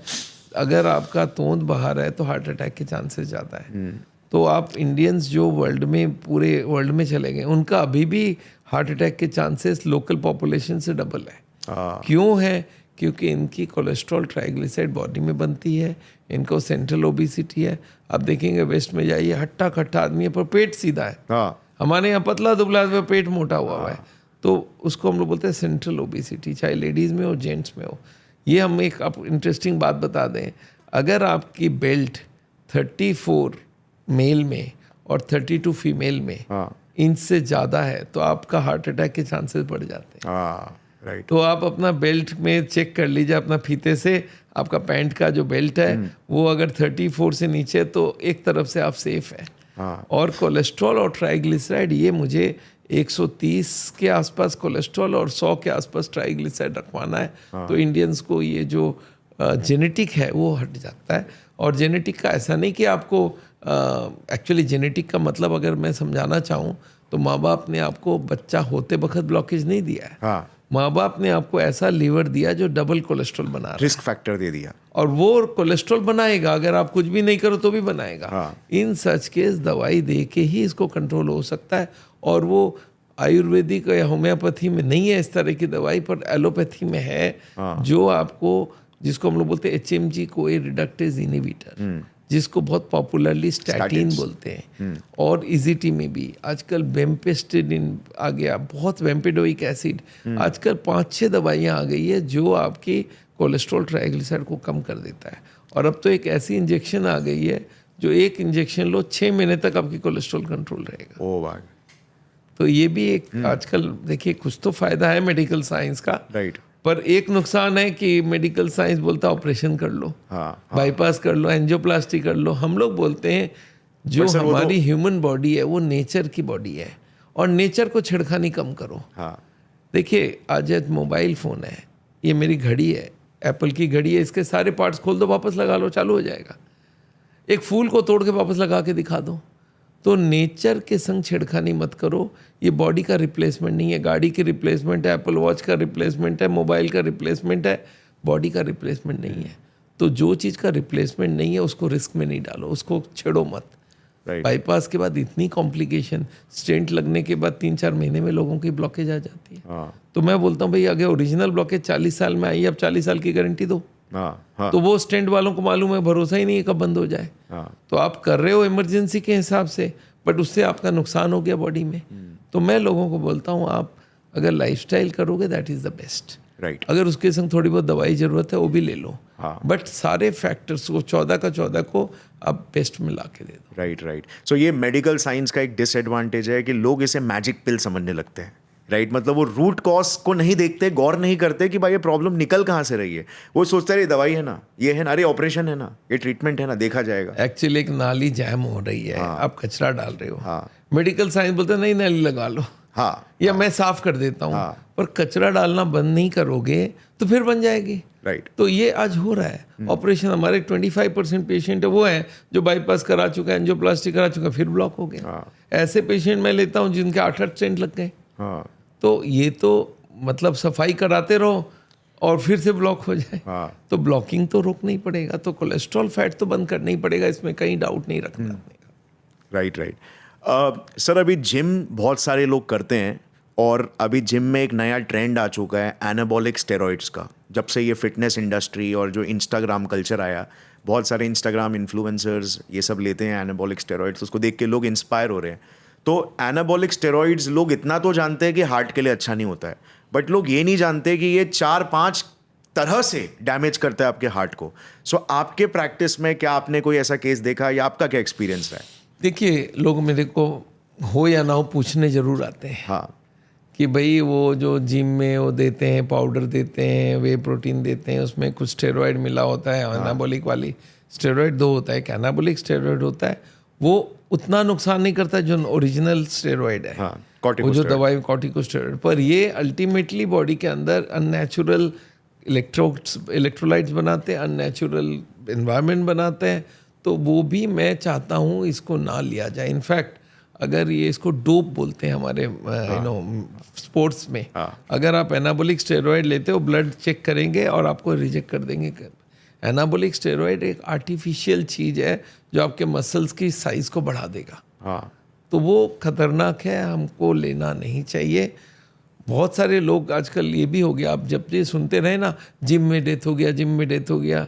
तो मेरे एक पेशेंट है, उसकी माँ क्या बोलती है कि उसके बेटे को कुछ जिम में नहीं जा सकता। बोलते क्यों? बोलते वो जो देते हैं ना कुछ खाने पीने, उससे हार्ट अटैक हो जाता है। तो वो बोलते हैं जिम में जाते हो इसलिए हार्ट अटैक नहीं, वो खाते हो इसलिए हार्ट अटैक हुआ है, जो कि फैक्ट्स नहीं है। But again they are not good. Right they are not good. Right so sir जैसे मतलब इस चीज़ को और थोड़ा सा क्लैरिफाई करें तो जैसे कोई बॉडी बिल्डर है, लेट्स से कि अगर वो समझो कि उसका लाइफस्टाइल सही नहीं है, उसका हार्ट का जो ब्लॉकेज है वो 30-40% हो गया है, अब वो स्टेरॉइड लेना भी स्टार्ट कर लेता है, तो ये 30-40 बढ़ के एकदम से 60-70 कब हो गई पता ही नहीं चलेगा, और उसमें भी फिर पर्दा फटेगा एक दिन। हाँ तो जो भी अननेचुरल चीज़ें हैं उसको अवॉइड करना चाहिए। आप बढ़ाओ अपने मसल्स, उतना मेहनत करो। हाँ आप आधा घंटा के संग आप स्टेरॉइड डाल के कर रहे हो, आप 1 घंटा कर लो बिना स्टेरॉइड के। तो आपको मसल बढ़ाना बढ़ाओ, आपकी बॉडी की शेप लेना लो, बट अननेसेसरी आर्टिफिशियल फूड लेने की जरूरत नहीं है। मैं तो लोगों को बोलता हूँ जो प्रोटीन शेक है वो बेस्ट है। अगर आप जिम जाते हो, बेस्ट प्रोटीन शेक क्या है, आप 5-6 तरह का दाल मिला लो, और उसको एक साथ बना के हर दिन 2 कटोरी दाल लो। एक दाल में एक अमीनो एसिड कम है, एक में एक अमीनो एसिड कम है, एक में एक, अगर सबको मिला लिया तो सारे अमीनो एसिड मिल गए। और दाल में भी अच्छा खासा प्रोटीन होता है, तो दाल लो। सीरियल से आपको मालूम होना चाहिए, चावल में और गेहूं में भी 10% प्रोटीन होता है। तो प्रोटीन नेचुरल सोर्स से आए वो अच्छा है। आपको अलग से केमिकल डाला हुआ प्रोटीन दे रहे हैं आपके मसल्स को आर्टिफिशियली फ्लेयर अप करने के लिए, तो वो अच्छी चीज़ नहीं है। और जिम में जो डेथ होती है वो उस प्रोडक्ट के लिए नहीं होती है, वो अंदर कोलेस्ट्रॉल ट्राइग्लिसराइड थी, ब्लॉकेज थी, वो फटने की वजह से होता है। राइट इवन स्टेरॉइड्स जैसे जो ड्रग्स है वो अंदर जैसे जो ब्लड की विस्कोसिटी होती है उसको भी सर बढ़ा देते हैं, जिससे कि क्या है कि क्लॉट फॉर्मेशन बहुत ज़्यादा एक्सपेडाइट हो जाता है। स्टेरॉइड को हम लोग क्या बोलते हैं, it removes this from the disease. हाँ, जो डिस्ट्रेस होता है उसको कम करता है, but when the steroid stops the body flares up like anything, the disease flares up. तो उसको सप्रेस तो कर देता है। जैसे स्टेरॉइड बंद हो आपकी बॉडी में हजारों साइड इफेक्ट आने लगते हैं। स्टेरॉइड से वाटर रिटेंशन होती है, आपकी ब्लड प्रेशर बढ़ती है, शुगर बढ़ती है, हार्ट अटैक के चांसेस बढ़ते हैं। तो स्टेरॉइड्स अच्छी चीज़ तो है ही नहीं। राइट। अब अगर हम इंडियन डाइट की बात करें सर, जैसे अभी हमने निकाला टॉपिक, तो इंडियन डाइट, मतलब मैं डाइट को किस तरीके से देखता हूँ मेरे अपने नज़र में कि जैसे कुछ लाख साल पहले जब हमारा एवोल्यूशन हो रहा था, मतलब एवोल्यूशन ऐसा प्रोसेस नहीं है कि हो रहा था, बल्कि बहुत सारे जो होमोनिड्स रहते थे और मिलियंस ऑफ ईयर्स तक एवोल्यूशन हुआ, डिफरेंट स्ट्रक्चर सर्वाइव किए, कुछ कितने मर गए। अब यहाँ पर हमारी जो लाइफस्टाइल वो टाइम पे हुआ करती थी, वो एक बहुत ही नोमैडिक टाइप की, केवमैन टाइप की लाइफस्टाइल, हंटर गैदरर लाइफस्टाइल होती थी। तो प्रोटीन ज़्यादा होता था, लाइक 30% और कार्बोहाइड्रेट्स भी अराउंड उतना ही होता था, जो कि आज के क्वांटिटी से कम है, और बाकी पूरा का पूरा जो वेजिटेबल्स और फाइब्रस सोर्सेज ये होता था। तो आज कहीं ना कहीं आपको ऐसा लगता है क्या कि इंडियन डाइट जो है वो प्रीडोमिनेंटली सिर्फ कार्बोहाइड्रेट हो गया है? कार्ब्स बहुत परिमाण में अच्छा नहीं है। हाँ, हमारे बॉडी को जितना कार्ब्स चाहिए वो तो मिलना चाहिए कैलोरीज वाइज, पर कार्ब्स आर प्योर कैलोरीज, और कर्व्स में भी अगर उसको रिफाइन कर दिया कार्ब्स को तो वो तो जहर के बराबर हो गया। हाँ, तो जितना उसमें से फाइबर निकाल लेंगे, जितना उसको रिफाइन करेंगे, हाँ, उतना कार्ब्स में कैलोरीज रह जाएगा और उसके न्यूट्रिएंट्स कम होने लगेंगे। प्लस स्पाइक भी एकदम से करेगा तो ब्लड हाँ, शुगर वो को। ब्लड शुगर एक साथ बढ़ाता है। तो डायबिटीज के लिए भी ठीक नहीं है। मोटापा, जितनी आप ज़्यादा कार्ब्स खाओगे, कार्ब्स मतलब मैं आपको एग्जांपल के लिए समझा दूं, जो भी चीज़ में गेहूं है, जो भी चीज़ में अनाज है, चाहे बाजरा हो, जवार हो, रागी हो, चाहे राइस हो, ये सारे कार्ब्स है। कुछ में फाइबर ज़्यादा होता है पर वो अच्छी है, पर फिर भी carbs are high calorie food. तो जो भी आज इंडिया में 40% लोग पॉपुलेशन ओवरवेट हो गए, हाँ, वो कार्ब्स ज़्यादा खाने के लिए हुआ है। राइट। उनको फ्रूट्स पे डालना पड़ेगा, वेजिटेबल्स में डालना पड़ेगा, कार्ब्स को हटाना पड़ेगा। कार्ब्स आर ग्रेन्स, और वो ग्रेन्स का क्वांटिटी अगर आप बढ़ाओगे तो मोटापा होगा। आज देखेंगे इंडिया में लोग बोलते हैं मैं तो सर कुछ नहीं खाता, मेरा वजन बढ़ रहा है। अरे 6 रोटी खा रहे हो, 2 रोटी 3 बार, तो इतनी कैलोरीज चली गई अंदर। उसके जगह फ्रूट्स खाओ, आप रोटी एक कर लो, तो वजन गिरेगा। तो कार्ब्स हमारे लिए अच्छी नहीं है अगर प्योर फॉर्म में रहेगा। उसमें जितना फाइबर मिला लो, जितना एंटीऑक्सीडेंट्स मिला लो, जितना फ्रूट्स मिला लो, वेजिटेबल्स मिला लो। तो हम लोग बोलते हैं आटे में सानते वक्त बहुत सारा ग्रीन वेजिटेबल डाल दो, उसमें गोभी का स्टफिंग कर दो, तो वो कार्ब्स का वैल्यू बढ़ जाता है। फिर कार्ब्स कम होके सलाद ज़्यादा हो जाता है, फाइबर्स मिल जाता है। तो जो ये प्यूरिफाइड जो है, रिफाइंड कार्ब्स है, वो बहुत नुकसान करता है। राइट।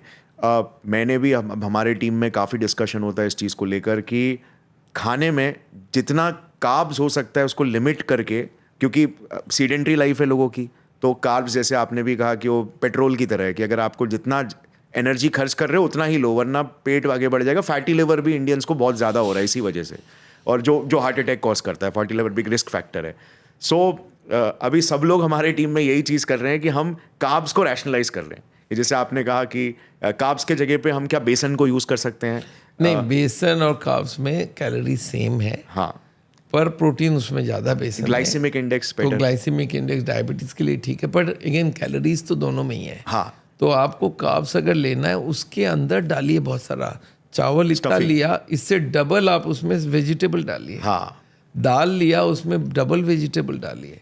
रोटी में स्टफिंग करिए, ज़्यादा उसमें फाइबर डालिए, तो ये बहुत अच्छा हो सकता है। और ये जो फैटी लीवर की बात आपने किया, एक बार बता दूं, आज से बहुत साल पहले लीवर डैमेज का नंबर 1 कॉज अल्कोहल माना जाता था। अब वो अल्कोहल को रिप्लेस कर दिया फैट। राइट। आज देखो हर कोई को फैटी लीवर है, फैट डिपॉजिट कर करके लीवर डैमेज हो रहा है।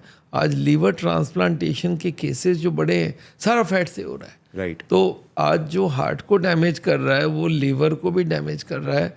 तो इसलिए जो तेल है उसको आपको रेस्ट्रिक्ट करना ही पड़ेगा, बंद कर दो। और तेल में लकीली कोई टेस्ट भी नहीं होता। मैं लोगों को बोलता हूँ उंगली डालो, जीभ में लगाओ, टेस्ट है? बोलता नहीं है। बोला डाल क्यों रहे हो? बोलता मसाले को भूनने के लिए। मैं पानी से भून लो। और वो कैसे होता है? हमने निकाला है। हमारी ये जो पानी से बनने वाली वीडियो है, it has done 600 million views. लोगों ने देखा है और लोगों ने फॉरवर्ड किया एक दूसरे को। तो ये जो ज़ीरो ऑयल कुकिंग है, ये आपके लीवर को भी बचाएगा, हार्ट को भी बचाएगा। ये दो बड़ी बीमारी हैं, दोनों को। हार्ट तो 1/3 डेथ है, और अब लीवर फेलियर भी बहुत कॉमन है। Right. और अगर आप इसको फैट को कम करोगे तो मोटापा कम होगा, ब्लड प्रेशर कम होगा, Heart disease डायबिटीज कम कंट्रोल होगा, हार्ट डिजीज कम होगा, तो आपको हर तरफ से फायदा मिलेगा। राइट। और ये एक लाइफस्टाइल चेंज है कि स्टार्टिंग में मे बी लाइक आप 1-2 रेसिपी बनाओगे तो आपको लगेगा यार वो मज़ा नहीं आ रहा, बट जैसे जैसे, क्योंकि सर ये मैंने भी देखा है कि स्टार्टिंग में वो ओवरकम कर लिया ना तो उसके बाद उसमें मज़ा आने लग क्या जाता है। होता है, देखिए कोई भी चीज़ को सीखने में टाइम लगता है। एक दिन में कोई डांस नहीं सीख लेता है। थोड़ा पहले गलत स्टेप्स करेगा, फिर धीरे धीरे जब रिफाइंड हो जाए तो हमने 1000 रेसिपीज अपने पास डाल दिया है। हाँ। और हमारे पास महिलाएं आती है, बोलते हैं सर आप क्या बनाते हो, उससे बढ़िया तो मैं बनाती हूँ। अरे जो एक्सपर्ट है बनाने में, वो तो कहीं पे भी एक बार उसको समझ आनी चाहिए हाँ। कि ये मसाले को पानी के छींटे दे के भूनना है। ये बात समझ आ जाए। तेल में मैं बोलता हूँ महिला को, मैं बोलता तेल में टेस्ट है ही नहीं, आपको तेल देता हूँ, सब्जी लेता हूँ, बना दिखाओ सब्जी, मैं मसाला नहीं दूंगा। बोलते मसालों का ही तो टेस्ट है, और मसाला हार्ट के लिए नुकसान नहीं करता। तो आप मसाला लो पर तेल बिना बनेगा, इससे फैटी लीवर बचेगा, सारी बीमारियां बचेगी। तेल आज के ज़माने में मैं बोलता हूँ सबसे बड़ा जहर है। जैसे स्मोकिंग में लिख देते हैं ना इंजूरियस फॉर हेल्थ, तेल के ऊपर लिख देना चाहिए और टैक्स अलग बैठाना चाहिए। सिगरेट के ऊपर जो आज टैक्स है, तेल के ऊपर टैक्स बढ़ा के तेल की दाम बढ़वा दो, और इंडिया जितना इंपोर्ट करता है वो बैन कर दो।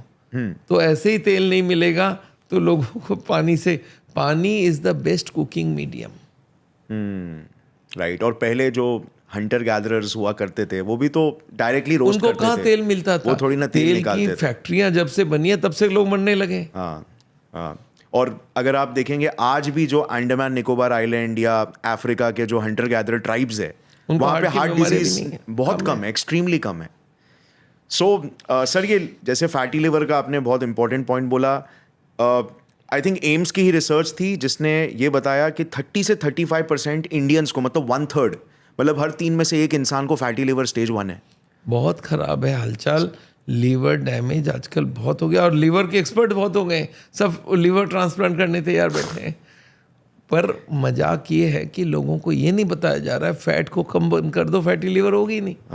तो ये जो जीरो ऑयल है, मैं आपको बता दूं, this is future of cooking.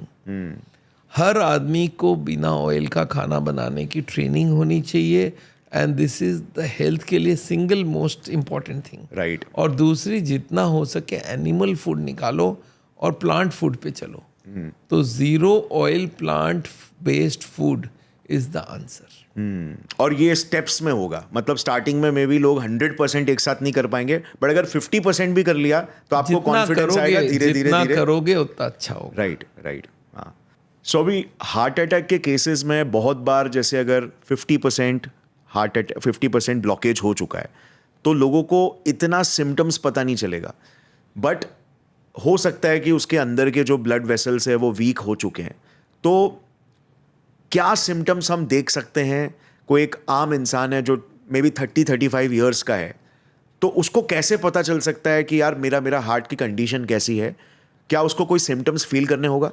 देखिए, जैसे हमने बोला है, गॉड ने हमारे हार्ट की ट्यूब्स को जितना ब्लड सप्लाई दिया है उसका 1/3 ही बहुत है। हाँ। तो ये जो 70% एक्स्ट्रा ब्लड दिया हुआ है, इसके वजह से सिम्टम्स बहुत लेट आते हैं। हाँ। जब तक 70-80 ब्लॉक ना हो जब तक नहीं आता है। ओके। पर अर्ली सिम्टम्स अगर देखा जाए तो आदमी को ये बोलना है, सर अगर मैं स्पीड लेता हूँ, मेरे को छाती में दर्द होती है, वो दर्द इस हाथ में जाती है, या मुझे चोकिंग होती है, या मुझे सांस फूलती है, मैं दादर चढ़ता हूँ तब सांस फूलती है, मैं कोई मेहनत का काम करता हूँ तो मेरे को कंफर्ट नहीं रहता है, ये सारे सिम्टम्स है। उससे भी अर्ली देखेंगे तो कुछ लोगों की कोलेस्ट्रॉल ज़्यादा है तो यहाँ पे आँख के नीचे जम जाती है, जिसको ज़ैंथोमा बोलते हैं। आप देखेंगे बहुत सारे लोगों को यहाँ पे आँख के इस कोने में कुछ वाइट स्पॉट्स दिखते हैं, दैट इज़ कोलेस्ट्रॉल स्पॉट। वो तो इन एडवांस दिख जाता है, जो जेनेटिक केसेस में उनके बड़ा होता है, वो देख सकते हैं। कुछ लोगों के हाथ पैर बहुत ठंडे होते हैं, अगर पैरों में ब्लॉकेज होती है तो हाथ पैर ठंडे होते हैं, वो भी एक चांसेस है। पर मोटे में सिम्टम्स 70 के बाद ही आती है, पर तब भी पता चल जाए तो भी तो हार्ट अटैक रुक सकता है आदमी का। तो ये किया जा सकता है, सिम्टम्स देखें, और आगे अगर कोई का भी कुछ कोलेस्ट्रॉल और ट्राइग्लिसराइड और ब्लड प्रेशर शुगर ज़्यादा है या फैमिली हिस्ट्री है तो सीटी स्कैन, सीटी कोरोनरी स्कैन आजकल वाइडली अवेलेबल है। वो आजकल सरकारी हॉस्पिटल में 3,000 2,000 में ही हो जाता है। तो वो कर ले और ब्लॉकेज देख ले तो सबसे बढ़िया बात है, इन एडवांस डिटेक्शन हो सकता है। राइट कि इसको एडवांस में अगर हम देख लेंगे तो बेस्ट है। अब अगर लेट्स से कि किसी को एक एपिसोड आता है, मतलब वो कुछ काम कर रहा है और उसको अचानक से चेस्ट पेन होने लगता है या ब्रीदिंग की ट्रबल होने लगती है और उसको वो पेन, जैसे आपने कहा कि उसके आर्म्स में जा रहा है, पता चल रहा है, तो ऐसे इमरजेंसी सिचुएशंस के लिए हम क्या प्रिकॉशंस ले सकते हैं कि घर में किसी को भी ऐसा कुछ इमरजेंसी आ जाए तो वो देखिए, दो चीज़ होता है। अगर हमारे हार्ट की ज़रूरत, मैंने बोला है 70% तो एक्स्ट्रा ब्लड दिया हुआ है, अब 30 खुला हुआ है। हमारी ज़रूरत 30 भी हर वक्त नहीं होता है। हमारी ज़रूरत है बैठे बैठे 10%। हार्ट की स्पीड कम है, जब चलते हैं तो 20% और दौड़ते हैं तो 30।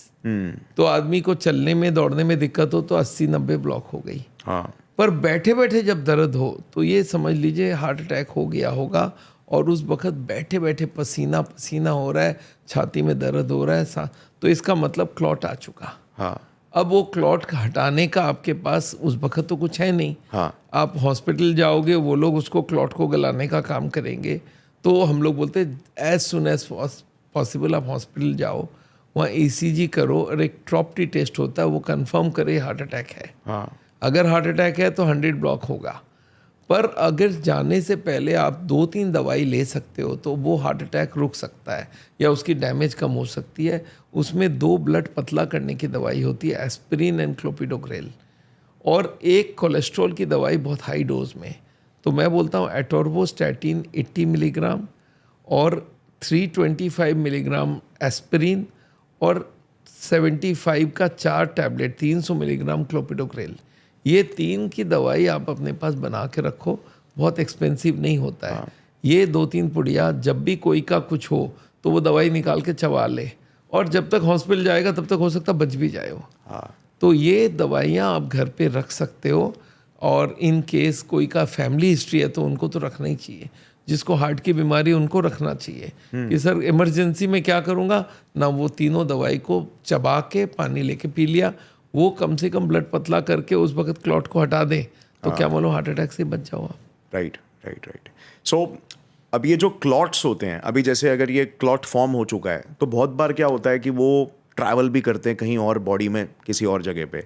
तो स्ट्रोक्स भी एक बहुत बड़ा कॉज है जिसकी वजह से भी लोगों की मौत होती है या फिर पैरालिसिस हो जाता है।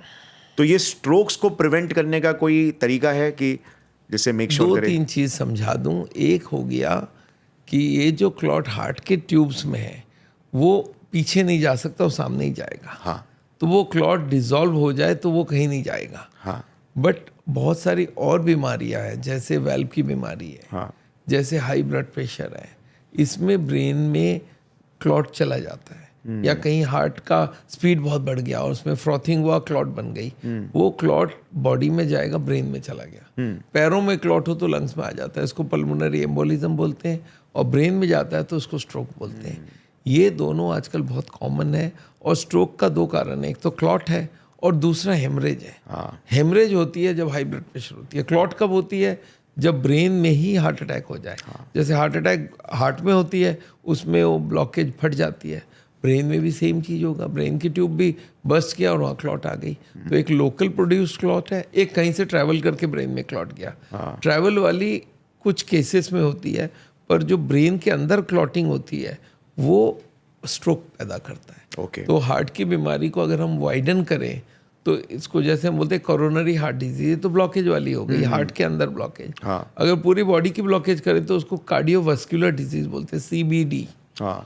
तो आजकल हम लोग CVD की बात करते हैं, उसमें स्ट्रोक पैरालिसिस भी इंक्लूडेड है, ब्रेन स्ट्रोक इंक्लूडेड है, पैर में ब्लॉक हो वो भी इंक्लूडेड है। तो जब ब्लॉक बनेगा तो बॉडी के कोई भी पार्ट में बन सकता है। हार्ट में जल्दी पता चलता है क्योंकि हार्ट की ट्यूब बहुत पतली होती है compare to the other tubes. 1 millimetre जम जाए, 3 मिलीमीटर की ट्यूब 1 मिलीमीटर जम जाए तो 66% ब्लॉकेज हो गई। दोनों तरफ से 1-1 मिलीमीटर गया तो बीच में 1 मिलीमीटर ही रह गई, तो 3 का 1 हो गया, मतलब 66% ब्लॉकेज हो गया। तो हार्ट की ब्लॉकेज बहुत जल्दी पता चल जाता है। Right, right, right. अच्छा, मेल्स और फीमेल्स में कहते हैं कि फीमेल्स को थोड़ा प्रोटेक्शन रहता है एक एज तक बिकॉज ऑफ एस्ट्रोजन।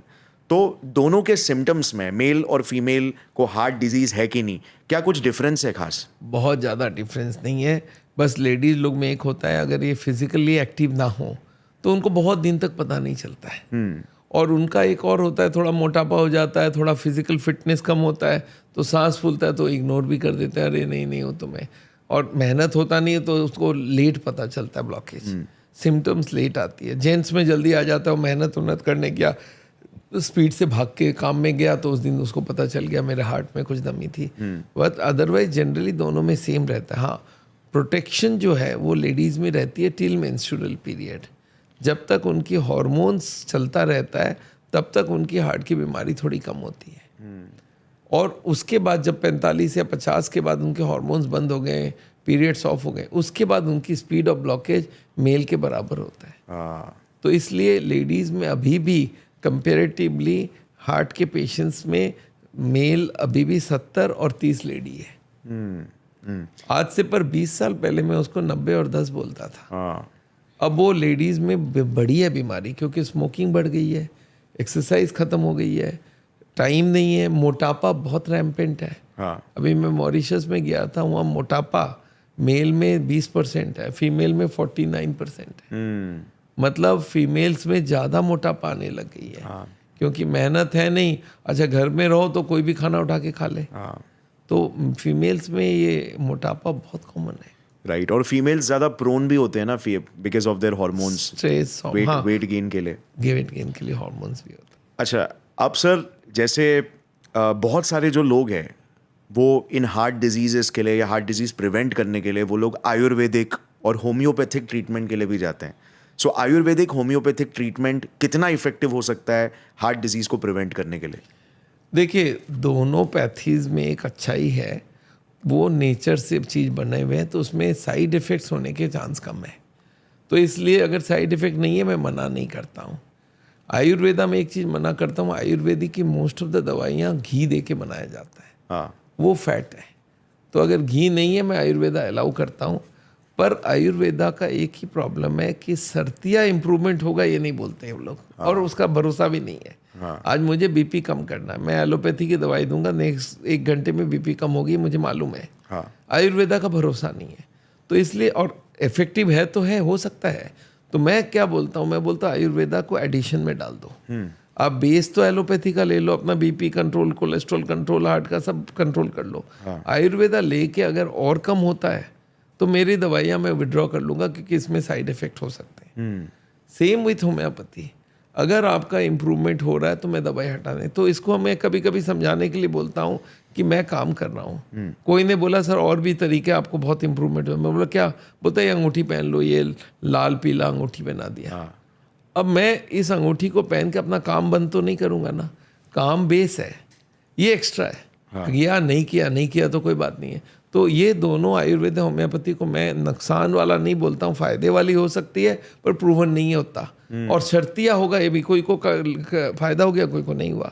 आयुर्वेदा में हार्ट के लिए हम लोग बोलते हैं अर्जुन, वो बहुत प्रूवन है, वो ले सकते हैं अर्जुन की छाल। उसको आप लेने का विधि हमने बताया हुआ, पर बहुत सिंपल सा, एक छोटा सा पीस चॉकलेट जितना लीजिए और उसको पानी में डाल के रात को छोड़ दीजिए, सुबह पानी पी लीजिए और चॉकलेट फेंक दीजिए। और दूसरा, होम्योपैथी में क्रिटिगस कैक्टस और अर्जुना मदर टिंचर, ये मैं देता हूँ लोगों को जिनको भरोसा है। वो बोलते हैं सर होम्योपैथी कुछ दे सकते हो, मैं बोला ले लो ये नुकसान नहीं करता, फ़ायदा करता है। पर फायदा हो तो हमारी दवाई बंद करना, पर खाली इसके ऊपर डिपेंड करके दवाई बंद मत करना। कल मेरे पास एक पेशेंट आए थे, वो बोला सर आयुर्वेदा बोला इन्होंने ठीक हो जाएगा, मैंने बीपी और शुगर की दवाई बंद कर दी है, ले लिया और उसका 300 शुगर भाग गया। तो ये नहीं करो, हमारे एलोपैथी की दवाई कल काम करेगा, आज काम करेगा, प्रूवन है। राइट, बहुत रिसर्च के बाद इसको डेवलप की गई है। हालांकि इसमें साइड इफेक्ट्स है, बाहर की केमिकल है। आयुर्वेदा होम्योपैथी में केमिकल्स नहीं है, बाहर की नहीं है, हर्ब से बना हुआ है। तो नुकसान नहीं है कोई। तो मैं रिकमेंड करता हूँ, बट 100% भरोसा नहीं करने बोलता हूँ। राइट। सो इसके पीछे सर 2 रीज़न हो सकते हैं। जैसे एक तो जैसे आपने बताया कि मतलब मे बी जो इंग्रेडिएंट है, और बहुत बार क्या होता है कि आयुर्वेदिक दवाइयों में मल्टीपल इंग्रेडिएंट्स होते हैं, तो जैसे 6-7 इंग्रेडिएंट है, तो अब किसी को पता नहीं कि कौन सा वर्क कर रहा है, कौन सा वर्क नहीं कर रहा है, कौन से पेशेंट के लिए। दूसरी चीज़ ये कि रिगरसली टेस्टेड नहीं है, तो मतलब हो सकता है छोटे सैंपल साइज के लिए वर्क करता है, मोस्ट के लिए नहीं करता, या लार्ज के लिए करता है, कुछ के लिए नहीं करता।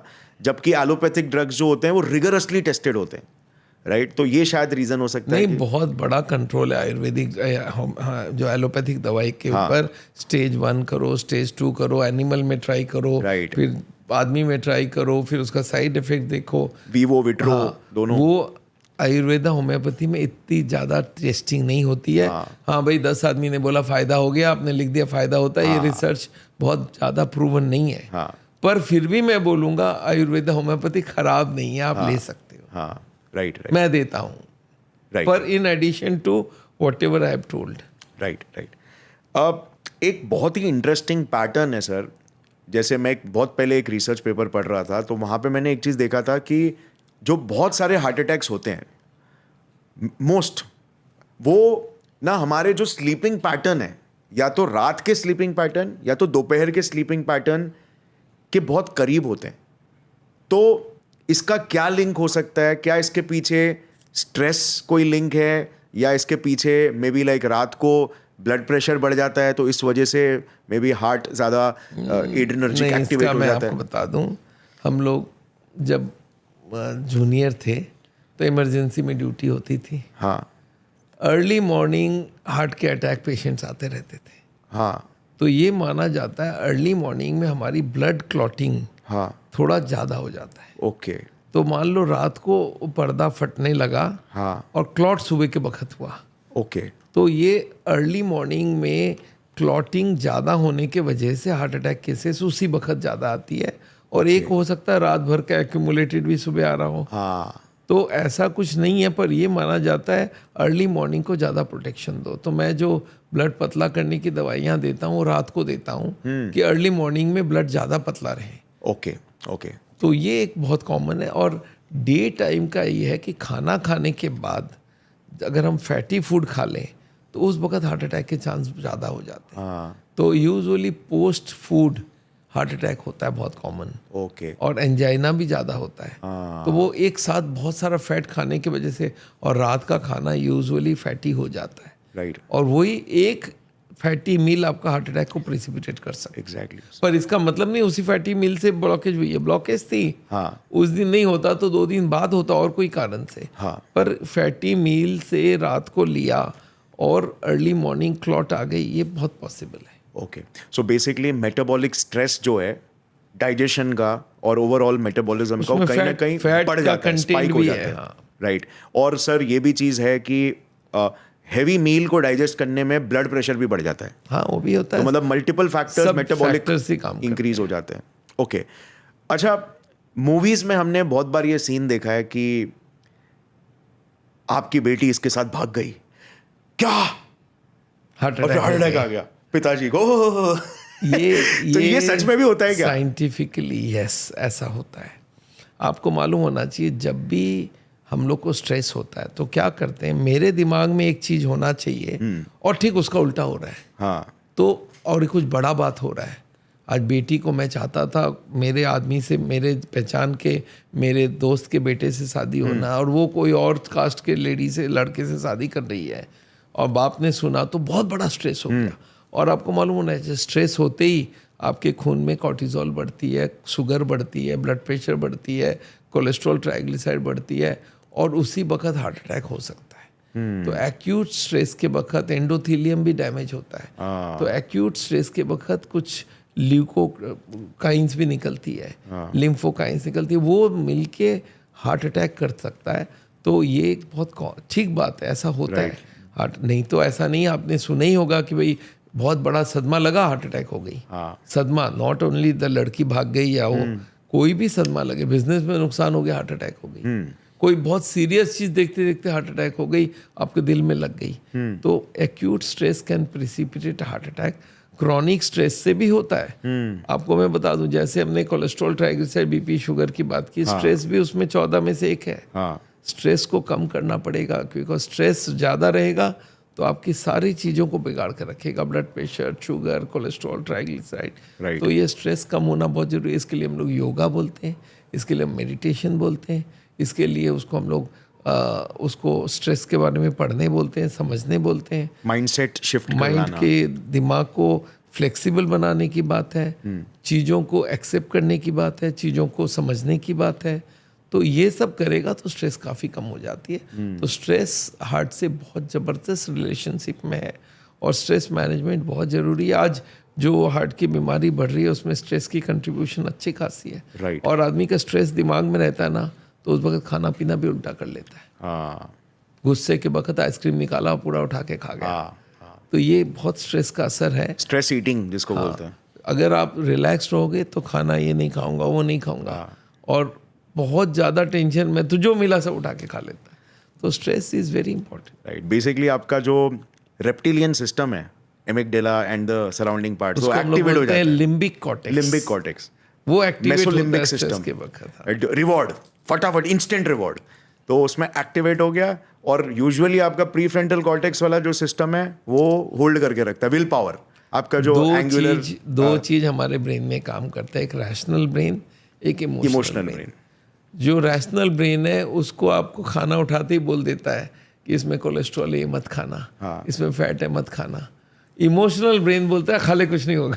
राइट, तो वो उसको ओवरराइड कर जाता है। एग्जैक्टली। तो जो हम लोग योग मेडिटेशन करने बोलते हैं उसमें इमोशनल ब्रेन को डाउन करते हैं, रैशनल ब्रेन को अप करते हैं।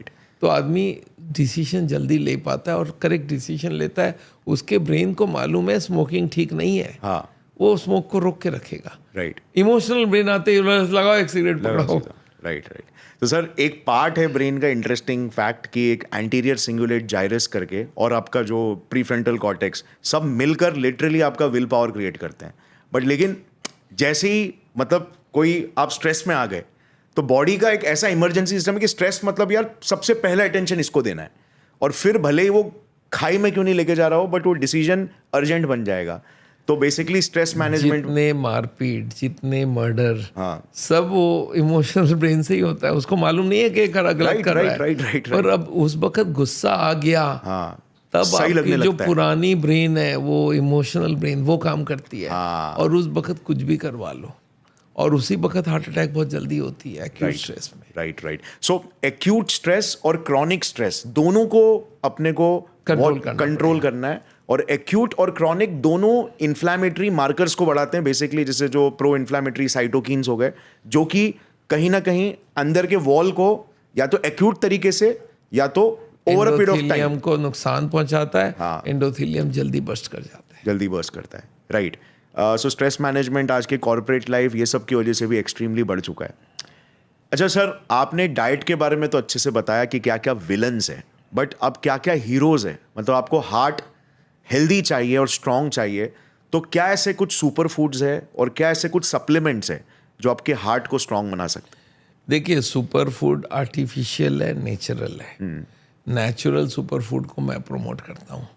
आर्टिफिशियल में कुछ ओवर क्लेम भी होती है, एक खा लोगे ठीक हो जाएगा, तो आदमी फिर वो खा लेता, फिर गलत खाना भी खाता। मैं ये दवाई खा रहा हूँ, मिटिगेट खा रहा हूँ, फलाना खा रहा हूँ। तो मैं लोगों को बोलता हूँ आप फ्रूट ज़्यादा खाओ, वेजिटेबल ज़्यादा खाओ, आप अर्जुन का छाल ले लो, आप कार्डमम ले लो, आप दालचीनी ले लो, आप एप्पल सिडार विनेगर ले लो। तो ये जो सुपर फूड्स है जिसमें एंटीऑक्सीडेंट आती है, जिसमें विटामिन्स आती है, जिसमें फाइबर जाती है, these are natural super foods. ये मैं प्रमोट करता हूँ, और वो सस्ती भी होती है, बाजार में मिलने का जरूरत नहीं है, कहीं से भी जाके खरीदो।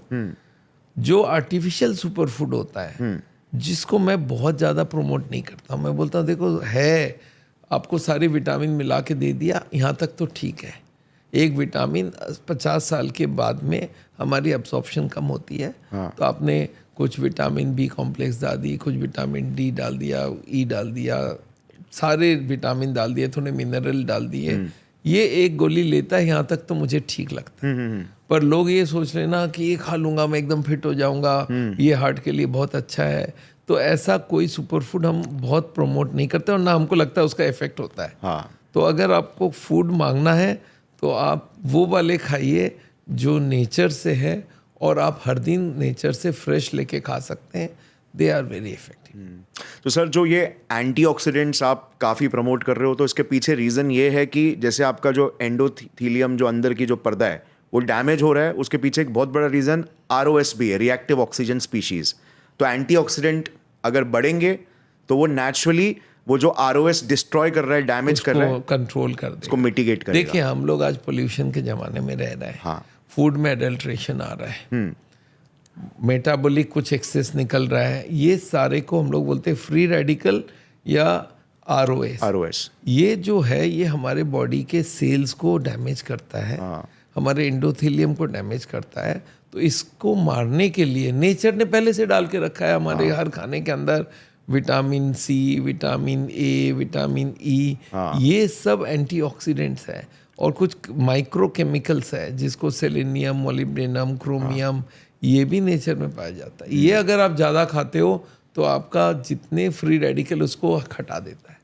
तो ये आजकल के ज़माने में बोला ही जाता है कि जितना वेजिटेबल्स, फ्रूट्स, नेचर वाली चीज़ें खाओगे वो एंटीऑक्सीडेंट का काम करता है। हालांकि बहुत सारे आदमी चाहता है कि सर इनको कोई मिला के उला के दे दो, तो ले सकते हो, नुकसान नहीं है। राइट।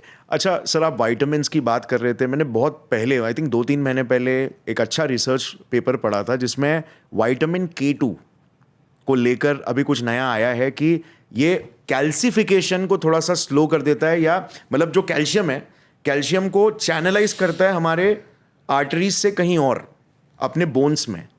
तो इसके बारे में आप क्या कहेंगे कि क्या लगता है, लेना चाहिए K2? ये जिनका बहुत हाई कैल्शियम है वो ले सकते हैं, पर इससे थोड़ा क्लॉटिंग फैक्टर में भी इफेक्ट होता है। तो मैं रिकमेंड जनरली नहीं करता हूँ, क्योंकि ब्लड क्लॉट्स कर जाए उसके चक्कर में, हाँ, तो वो भी एक नुकसान हो सकता है। तो कैल्शियम एज के साथ बढ़ती है, हमारे हड्डी से निकलती है और ब्लड में जाती है। हाँ। और ये डीमिनरलाइजेशन बोलते हैं, ऑस्टियोपोरोसिस बोलते हैं। ये कैल्शियम एज के संग थोड़ा थोड़ा ब्लड में बढ़ेगा, but they are very in micro quantity. अरे हड्डी से एक दिन में क्या निकाल लोगे तुम? हाँ। उतना सा कैल्शियम जमता है मॉलिक्यूलर लेवल में। हाँ। पर जब आदमी को दिखता है वो कैल्शियम इतना स्कोर है, मैं खाता हूँ कुछ, तो वो ब्लॉकेज के अंदर थोड़ी कैल्शियम होती है, वो 0.1-0.2% कैल्शियम होती है। ओके। अब उसके चक्कर में हम इतना K2 लें, उससे अच्छा फैट खत्म करो। 99% तो फैट है, तो वो उसके जगह आदमी का फोकस बदल के कैल्शियम चली जाती है। अच्छा, किसी भी एलोपैथी की किताब में नहीं लिखा है कि कैल्शियम नुकसान करता है ब्लॉकेज को। ओके। इनफैक्ट कैल्शियम स्ट्रेंथन देता है। मेम्ब्रेन के ऊपर कैल्शियम जम जाती है तो वो स्ट्रेंथ मिल जाती है, उसको हार्ट ब्लॉक बोलते हैं। वो हार्ट अटैक कम करता है। तो कैल्शियम नुकसान नहीं करता, हमें फायदा ही करता है। अच्छा, so calcification is not that bad. Not bad. Okay, interesting. So sir, अभी जैसे ट्रीटमेंट्स के तो बहुत सारे तरीके हैं, बट क्या अगर किसी को हार्ट को बहुत ज़्यादा स्ट्रॉन्ग बनाना है, तो एक्सरसाइज ये सब की तो हमने बात कर ली, बट क्या कुछ और तरीका है जिससे मैं, अगर मेरा लेट्स से कि 30% ब्लॉकेज है और अभी तक 50-60 तक नहीं पहुंचा हूं, जो कि एक एवरेज इंडियन का हो सकता है, डेफिनेटली हो सकता है, 20-30% सॉफ्ट प्लैक जमा हो सकता है आर्टरीज में, तो उसको ऐसा क्या करना चाहिए अभी से कि जिससे कि उसका हार्ट बहुत ज़्यादा स्ट्रांग बने? ऐसा कोई तरीका है क्या? देखिए, नेचर का कोई मैजिक टाइप? हम लोग, नेचर ने हमारे बॉडी में बहुत टेक्नोलॉजी डाल के रखा है। हम जितना एक्सप्लोर कर रहे हैं पता चलता है, और वो इनॉर्मस उसमें चीज़ें डाली है। जैसे हमारे पास 2 किडनी है, एक किडनी से काम चलता है, भगवान ने, गॉड ने, नेचर ने एक एक्स्ट्रा दिया है। सेम वे में हार्ट में भी एक एक्स्ट्रा सेट ऑफ ट्यूब छोड़ा हुआ है। हार्ट की जो ट्यूब हार्ट को ब्लड देती है वो अंदर जाती है मसल्स के, और उसमें हजारों ब्रांचेस बना देती है। वो ब्रांचेस भी आपस में कनेक्टेड है। अगर वो ब्रांचेस चालू हो जाए तो समझ लो हाईवे के संग सर्विस लेन भी चालू हो गया। ओके। तो हमारे पास एक extra set of tube God ने दिया हुआ है। मेडिकल साइंस में इसको बोलते हैं कोलैटरल। कोलैटरल मतलब बैकअप। अब बैंक में लोन लो, बोलते हैं कोलैटरल में क्या दोगे? प्रॉपर्टी दोगे, बॉन्ड दोगे। कोलैटरल मतलब बैकअप। तो गॉड ने एक बैकअप ट्यूब हार्ट में और छोड़ के रखा है। अगर उसको चालू कर लिया जाए तो हमारे पास एक बैकअप ट्यूब है, और वो बैकअप ट्यूब काम करता है। तो हम लोग बोलते हैं जिनको हार्ट की बीमारी नहीं है उनको स्पोर्ट्समैन बनाया जाए। स्पोर्ट्स में दौड़ाया जाता है।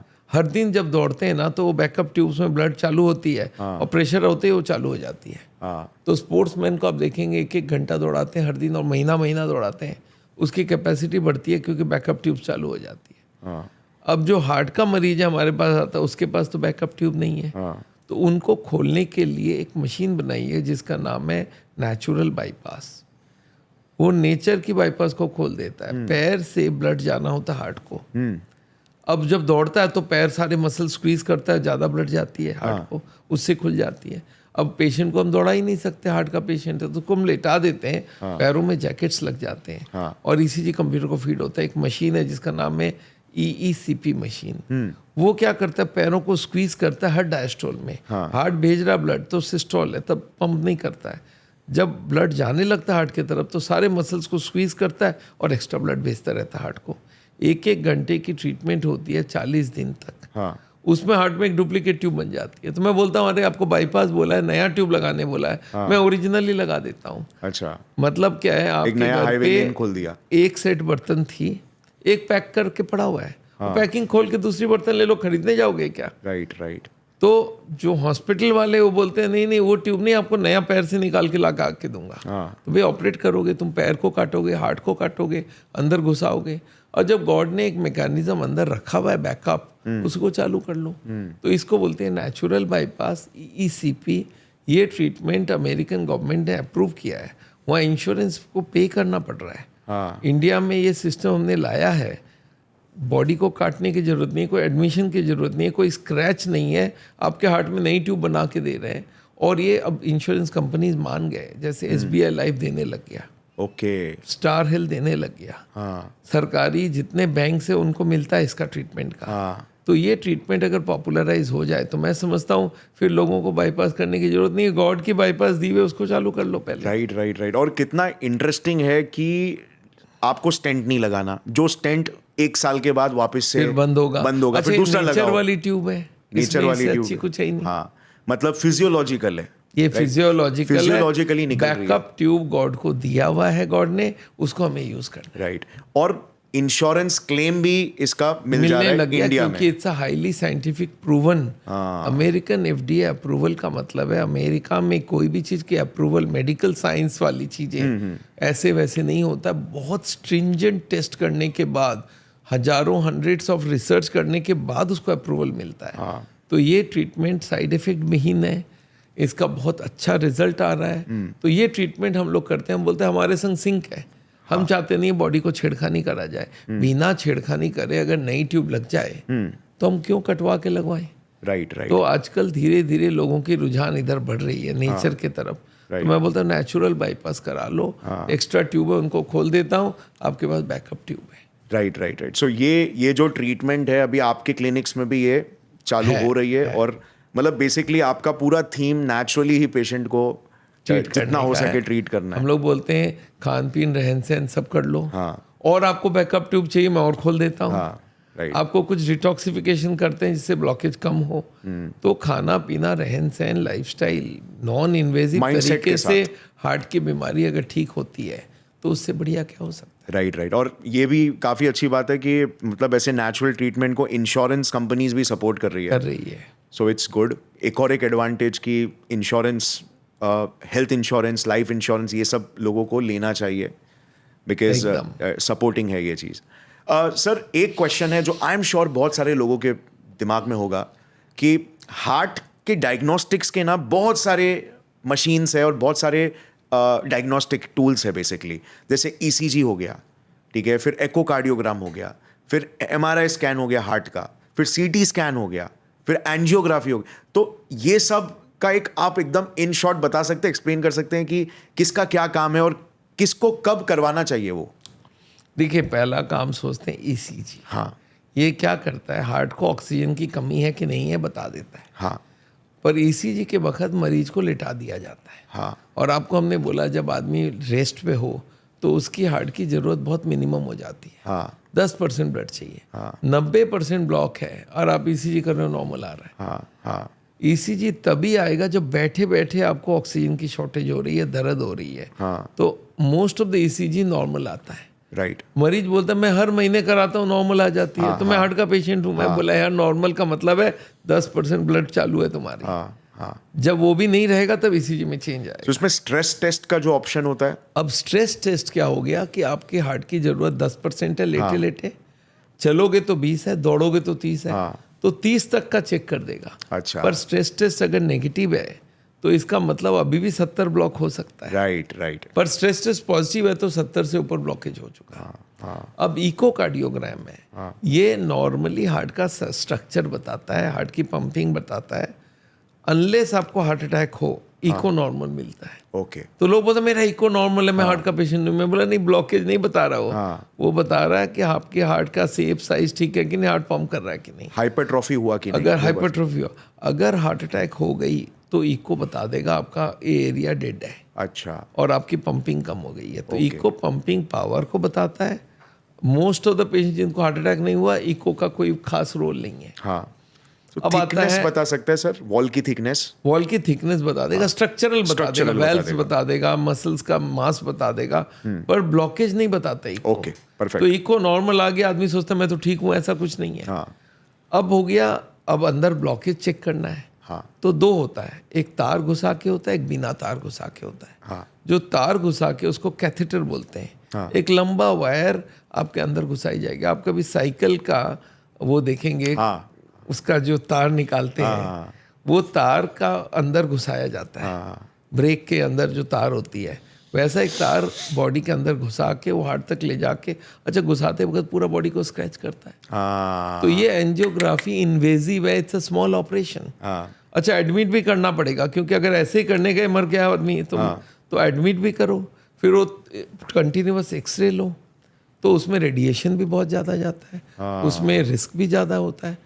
तो आम आदमी नहीं कराता, बोलता है जी मेरे को इमरजेंसी नहीं होगा जब तक तो तार नहीं घुसवाऊंगा। राइट। तो मैं सोच रहा था ऐसा कोई टेस्ट आ जाए जो बिना तार घुसाए पता कर दे। तो ये आ गई सीटी कोरोनरी स्कैन। ये आज देश में 250 मशीनें लग गई हैं, पॉपुलर हो रहा है। लोग बोलते हैं या मुझे ब्लॉकेज चेक करना, मैं तार नहीं घुसाऊंगा। और आप एक बार सोच के देखिए, एक आदमी को पेट दर्द है, डॉक्टर बोलता है 2 टेस्ट कर सकता हूँ, एक तो अल्ट्रासाउंड और एक पेट काट के चेक करूंगा। तो कोई पेट कटवाएगा नहीं, बोला अल्ट्रासाउंड करो। तो अगर 2 चॉइस दूं, आप तार घुसा के बिना तार घुसाए के क्या करोगे? तो बिना तार घुसा के कराओ। राइट। कभी कभी ये क्लेम किया जाता है तार वाली ज़्यादा एक्यूरेट है, वो बकवास है। तार वाले में भी ब्लॉकेज आप देखोगे 70, 80, 90 लिखा है, 71.5, 82.3 नहीं लिखते हैं। एक्यूरेसी वही अप्रोक्सीमेशन है, इसमें भी अप्रोक्सीमेशन है। तो भाई दोनों एक ही है, तुम भी तार क्यों घुसाएं? अब ये जो MRI, कार्डियक MRI या स्ट्रेस थैलियम टेस्ट होती है, ये क्या बताती है? ये करना चाहिए हार्ट अटैक के बाद। जो एरिया में हार्ट अटैक हुई है वो एरिया कितना वायबल है, इसको चेक करने के लिए, स्कार है या वो एरिया डेड है या नहीं है, वो MRI से पता चलता है। तो ये सारे टेस्ट सबको नहीं कराने की जरूरत है, जिसको जो अप्रोप्रिएट है। हम लोग चाहते हैं भी बॉडी को काटे बिगड़ जो टेस्ट हो तो कर लो। तो तार घुसाने के अगेंस्ट में हम होते हैं। हॉस्पिटल इसलिए उसको कराता है कि एडमिटेड है मरीज, एंजियोग्राफी करते ही वो नाटक कर देते हैं आपकी बहुत खराब कंडीशन है, आप मरने वाले हो। अरे 70, 80, 90 आप अंदाज में बोल रहे हो, मरने वाला ऐसे आप बात कैसे कर रहे हो? तो पर वो स्केयर कर देते हैं और फिर वो पैनिक में आदमी ऑपरेशन के लिए हाँ बोल देता है। राइट सर, ये कॉन्सेप्ट मतलब कितना अजीब है कि तार अंदर घुसा रहे हैं। तो मतलब हम यहाँ पे बात करें कि होमोसिस्टीन थोड़ा सा एब्रेसिव है, यहाँ पे लिटरली तार घुसा रहे हैं। तो मतलब अंदर से हॉस्पिटल कर रहा है क्योंकि उनको पैसे का हिसाब है। कितने अंदर वो हो रहे, माइक्रो टेयर्स हो रहे होंगे जहाँ पे प्लैक घुस सकता है।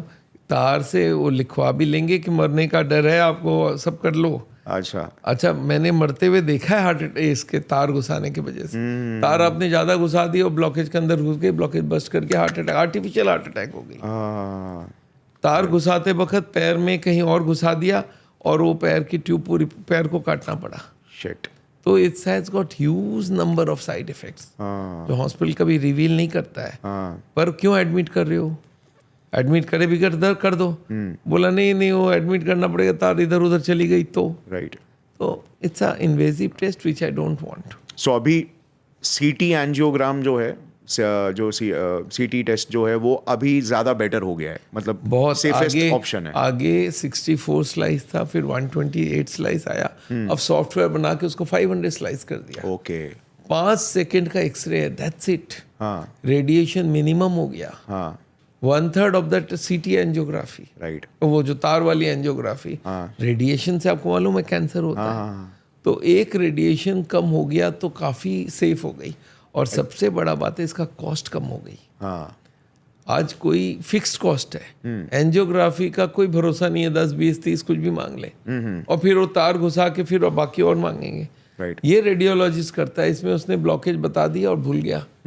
तो पेशेंट के पास चॉइस है, मैं 10 जगह बात करूं राइट कि जी ये मेरे ब्लॉकेज है, मैं क्या करूं। राइट राइट तो ये बहुत एडवांटेजियस है, इसी को करना चाहिए। राइट राइट राइट सर, आपने ही लास्ट टाइम कहा था ये करने के लिए, तो हमने भी अभी करवाया था, 2 महीने पहले ही करवाया। Man you have nothing inside, तो अभी तो आप कम से कम 20 साल 30 साल के लिए एश्योर्ड रहो कि हार्ट की बीमारी नहीं है। देखिए अगर एक टेस्ट करके हमको पहले से पता चल जाए मेरे 20% ब्लॉकेज है, 10% है, तो भी तो तसल्ली है कि अभी 50-60 होने में टाइम है। Right right right. और एक बहुत इंपॉर्टेंट चीज भी पता चली, जैसे वो छोटा सा लो ब्रिजिंग, राइट, तो वो एलईडी का मतलब एक हल्का सा पार्ट है, इसको बोलते हैं मायोकार्डियल ब्रिजिंग। राइट, मायो जो ट्यूब होती है मायोकार्डियम के बाहर ऊपर होती है, अगर थोड़ी सी पेनिट्रेट कर गई तो उसको बोलते हैं ब्रिज। Right. ये जन्म से होता है, ऐसे कोई नुकसान नहीं। Right right. सो बेसिकली मतलब मेरे हार्ट का, जैसे ये हार्ट मसल है, राइट, और हार्ट मसल के ऊपर से मतलब आर्टरीज निकलती है, तो एक जो है आर्टरी वो बेसिकली 1 सेंटीमीटर अंदर मसल के अंदर फिर जाके वापस निकल गई है। फिर वापस निकल गई है। तो जब तो अगर मैं बहुत ज्यादा हाई स्ट्रेनियस काम करूं, राइट, तो मेरे को उसको तो दबा देगा। मेरे लिए तो एसिम्प्टोमेटिक है अभी तक, बट मैं आगे कभी मैराथन भागने की अगर सोचूं तो तो नहीं I have to keep that thing in mind, right. तो इससे ये चीजें भी पता चल जाती है कि जिससे कि मतलब आप अगर सुपर एक्सर्ट करते हो तो आप उससे ज्यादा मॉडरेट एक्सर्शन करिए। तो मतलब लाइफस्टाइल चॉइसेस उस हिसाब से इंसान कर सकता है। बहुत ब्लैक सारे फॉर्मेशन भी advantage एकदम ना के बराबर हुआ है, तो I can take more care of my life. तो आई थिंक सर ये सभी को मतलब एक बार करवाना चाहिए, बिकॉज अंदर के कुछ ऐसे कुछ डिफेक्ट्स भी हो सकते हो कि निकल के सामने आ जाए। ₹7,000 दाम है। हाँ अब तो दाम और भी कम हो गया। मैं बेंगलोर में इसको 6,500 रुपये में करा रहा हूँ, हाँ। दिल्ली में 7,000 में करा रहा हूँ। हम लोग उनसे निगोशिएट करते हैं रेडियोलॉजिस्ट को, मैं इतने केस भेजूंगा, कितने कम में कर सकते हो, तो वो काफ़ी कम हो जाती है कॉस्ट। तो इंडिया भर में कोई को भी सिटी एंजियोग्राफी कराना, हमारे सेंटर से बात कीजिए, नियरेस्ट सेंटर ऑफ सावल, वहाँ जाके बात कीजिए और हल्के पैसे में सिटी स्कैन हो जाएगी, आपकी ब्लॉकेज पता चल जाएगी। Right right. सो लाइक अगर किसी को कोलेस्ट्रॉल से रिलेटेड प्रॉब्लम है, तो कोलेस्ट्रॉल के लिए या तो स्ट्रेस टेस्ट होता है, बट स्ट्रेस टेस्ट जो है वो 30%, अगर आपका ब्लॉकेज मतलब आप 70% ब्लॉकेज है तभी मालूम पड़ेगा, वरना वो नहीं मालूम पड़ेगा। नहीं तो कुछ नहीं पता। हाँ, 50% ब्लॉकेज है, इट टेल्स नथिंग। तो लोग खुश हो जाते हैं मेरा स्ट्रेस टेस्ट नेगेटिव Right, है, right. But that does not say you are protected for heart attack. Right. So second जो ऑप्शन आ गया वो सीटी एंजियोग्राम आ गया, या फिर वो इन्वेजिव, वो तो ना के बराबर ही करना है। अच्छा, अब अगर किसी को लगता है कि उसके हार्ट में स्ट्रक्चरल डिफेक्ट है, मतलब उसने एकोकार्डियोग्राम कराया जो यूजुअली चीप होता है, 1500 आई थिंक रुपीज का और रुपीज का आता है, तो आई थिंक किसी को अगर ये शक है कि उसके हार्ट में एक स्ट्रक्चरल डिफेक्ट हो सकता है, वो देख कर ले, तो they can go for echocardiogram, जो आई थिंक लाइफ में एक बार सबको करा लेना बहुत चाहिए, है, हाँ। ताकि और फिर जब पता चला लेट्स से कि अगर लेफ्ट वेंट्रिकल थोड़ा सा थिक निकल के आ रहा है, तो तब जाके उसमें टिश्यू को देखने के लिए कि वो टिश्यू किस टाइप का टिश्यू है, तब हम MRI स्कैन करवा सकते हैं। Right, awesome. So heart attack cases में जो ये स्टेंट लगाते हैं, राइट, जहाँ पे ब्लॉकेज 90% 95% हो गया, तो स्टेंट लगाते हैं, तो क्या रीज़न है कि ये 1 साल में निकल जाता है? मतलब लगाया तो एटलीस्ट 5 साल तो चलना चाहिए, 10 साल देखिए चलना चाहिए। Stent is a foreign body, आप एक अंदर बॉडी के अंदर एक फॉरेन बॉडी डाल रहे हो, वो बॉडी टॉलरेट नहीं करता है, और यही कारण है फॉरेन बॉडी के अंदर ब्लॉकेज जल्दी आती है। ओरिजिनल ब्लॉकेज 30-40 साल में बनी है, आप स्टेंट लगा के 40 साल की वारंटी दे दो, पर वो भरोसा नहीं है। तो स्टेंट मेरे 3-3 महीने में ब्लॉक हो के आते हैं। कोई ख्याल रखे 10 साल भी निकाल ले, but it is very common that stents come back. उससे तो ज़्यादा बाईपास चलती है। बाईपास में भी वो जो नई ट्यूब लगाते हैं ओरिजिनल नहीं है, ओरिजिनल 30-40 साल में बनी है, बाईपास के बाद 30-40 साल नहीं बोलते हैं, एवरेज 5 साल है। 1-1 साल 2-2 साल में बंद किए हुए बहुत पेशेंट हमारे पास पड़े। तो ये दोनों टेम्पोररी अरेंजमेंट है, और ये टेम्पोररी इसलिए करना चाहिए इमरजेंसी हो तो, पर हमारे हॉस्पिटल वाले सबको इमरजेंसी बनाते थे। जो भी एंजियोग्राफी किया 70 ब्लॉक है तो इमरजेंसी, 80 है तो इमरजेंसी, 9 है तो इमरजेंसी, क्योंकि उनको केसेस ज़्यादा चाहिए। तो वो हर केस को इमरजेंसी बना के स्टेंट बाईपास लगाते थे, जिसके बिना काम चल सकती थी। और रूट कॉज जो है वो अनएड्रेस्ड रह जाता वो अनएड्रेस रह जाता है, ब्लॉकेज बढ़ती जाती है और स्टेंट बंद हो जाती है। अच्छा हाँ, स्टेंट लगा के भी समझा दो कि भाई कोलेस्ट्रॉल इतना रखना, ट्राइग्लिसराइड, वो बोलते भी नहीं है कुछ। राइट। एक रिकरिंग सोर्स ऑफ रेवेन्यू है ना, राइट। मतलब जैसे बोलते हैं बिजनेस ना, मॉडल्स यूजुअली ऐसे वकील बोलता है अगर केस बंद कर दूंगा तो इनकम ही खत्म हो जाएगा, तो चलता जाए। राइट। वो डेट के बाद डेट लेता है, उसको 2-4 साल खींचता है, तो उसको हर महीने कुछ ना कुछ मिलता रहता है। Right right right. तो हमारे यही हो गया कि स्टेंट के बाद भी रीब्लॉकेज होगा तो फिर से चालू होगा। तो एक it's a system which is having only economic reason more than anything else. Right. और सर ये चीज़ ना बहुत दुख होता है, बिकॉज बहुत सारे doctors, like see, doctor is a very noble profession, मतलब वो इंसानियत को सर्व कर रहे हैं, और बहुत सारे डॉक्टर्स यही करना चाहते हैं, but system he kind of ऐसा बन चुका है कि पैसे के बिना चलना ही नहीं चाहता। देखिए पैसे का कितना रोल है। आज से 2017 से पहले इंडिया में जितने स्टेंट लगते थे उसका दाम रखा गया था 1.5 लाख 2 लाख रुपए तक। उसका एक्चुअल दाम 10,000 ही था। जब सरकार को पता चला कि 10,000 की इंपोर्ट होती है, 2 लाख का 1.5 लाख का बेच रहे हैं, तो सरकार ने बैन लगा दी कि स्टेंट इंडिया में 30,000 से ज़्यादा नहीं बिक सकता। तो आप सोचिए 30,000 की चीज को 1.5 लाख में बेच रहे हैं। वो जो 1,20,000 है वो डॉक्टर्स और हॉस्पिटल मिलके खाएंगे। इसलिए स्टेंट लगाना बहुत जरूरी हो गया था। एक में 1-1 लाख 2-2 लाख मिलना है। सरकार ने बैन लगा दी ये सोच के कि अब नहीं होगा। हॉस्पिटल वालों ने बोला कोई बात नहीं, हम तो डरा के पैसा लेना है हमें। जब कोई के यहाँ पे बंदूक रख दो तो कितने ही मांगो उतना देगा। उन्होंने क्या किया, उन्होंने बोला स्टेंट 30,000 का, लगाने का 1.5 लाख हो गया। अरे वाह। जबकि आगे लगाने के 20,000 लेते थे। अब वो लगाने का 1.5 लाख मांग लिया। तो अल्टीमेटली मरीज क्यों देगा? क्योंकि उसको डराया गया तुम मर जाओगे। अच्छा, मरने के डर से जितना पैसा मांगो वो देने तैयार है, तो मांग लेंगे, कितने ही मांग लो। अच्छा, दूसरे ऑपरेशन में इतना नहीं मांग सकते। आदमी बोलता है अभी गॉल ब्लैडर का ऑपरेशन है, 2 लाख मांग रहा हूँ, नहीं कराऊंगा। हार्ट में तो अभी नहीं कराओगे तो मर जाओगे। तो आदमी को जितना पैसा चाहो, आप बताइए 10 मिनट का काम है, 1.5 लाख लगाने का किस चीज का? तो अल्टीमेटली कॉस्ट प्राइवेट में सेम रह गया। सरकारी हॉस्पिटल में ये प्रॉब्लम होने लग गई थी। सरकारी हॉस्पिटल वाले उस वक्त खूब स्टेंट लगाते थे, क्योंकि स्टेंट कंपनी उनको किकबैक देता था डॉक्टर्स को अलग से। जब ये स्टेंट कंपनी के दाम कम हो गए, अब सरकारी वालों को पैसा मिलना बंद हो गया। तो सरकारी हॉस्पिटल वाले जबरदस्ती लगाते थे, वो बंद हो गया। अच्छा। क्योंकि उनको अब कोई पैसे नहीं मिल रहे, क्योंकि 30,000 में क्या देगा। पर जो 1.5 लाख था, उनके 10-10 कंपनी घूम रहे हैं, सर एक मेरा लगवा दो आज। वो जिस कंपनी का नाम लिखे उसका पैसा मिलना है। तो दिल्ली में एक डॉक्टर के पास 100 करोड़ मिल गए सरकारी हॉस्पिटल के हार्ट के डॉक्टर। बाप रे। क्यों? क्योंकि उसको हर दिन का पैसा मिलता था। तो लाखों रुपया, 2-2 लाख हर दिन मिलता था। 10 साल तक चलता गया। तो सरकार ने अच्छी स्टेप ली, पर प्राइवेट वालों ने उसको भी एक्सप्लॉइट कर लिया। Right right. तो it's a sad game, but again heart की बीमारी का इतना बड़ा बिजनेस है, तो उसको भी रोका नहीं जा सकता। राइट। मतलब जहां से सबसे ज्यादा डर निकलता है तो वहां पे सबसे बड़ा बिजनेस बनता है। बन जाता है। और हार्ट का जैसे आपने कहा कि इट्स लाइक वन टाइम, मतलब एक ही बार में जान चली जाएगी इंसान की, तो सबसे बड़ा डर वहीं से निकलता है। सर मैंने बहुत सारे रिपोर्ट्स ऐसे भी पढ़े हैं कि कॉर्पोरेट्स में लिटरली टारगेट्स दिए जाते हैं कि आपका पिछले मंथ का रेवेन्यू कम था, डॉक्टर्स को बाकायदा बोला जाता है। बहुत सारे डॉक्टर्स परेशान हैं। इंस्टाग्राम में मैंने वीडियोस देखे हैं जहाँ पे वो ये चीज़ को बोलते हैं, अपना फेस नहीं दिखाते, बोलते हैं कि हमसे ये टारगेट लगा, बोल रहे हैं कि पेशेंट को ज़रूरत नहीं है फिर भी हमें करना पड़ रहा है ये चीज़।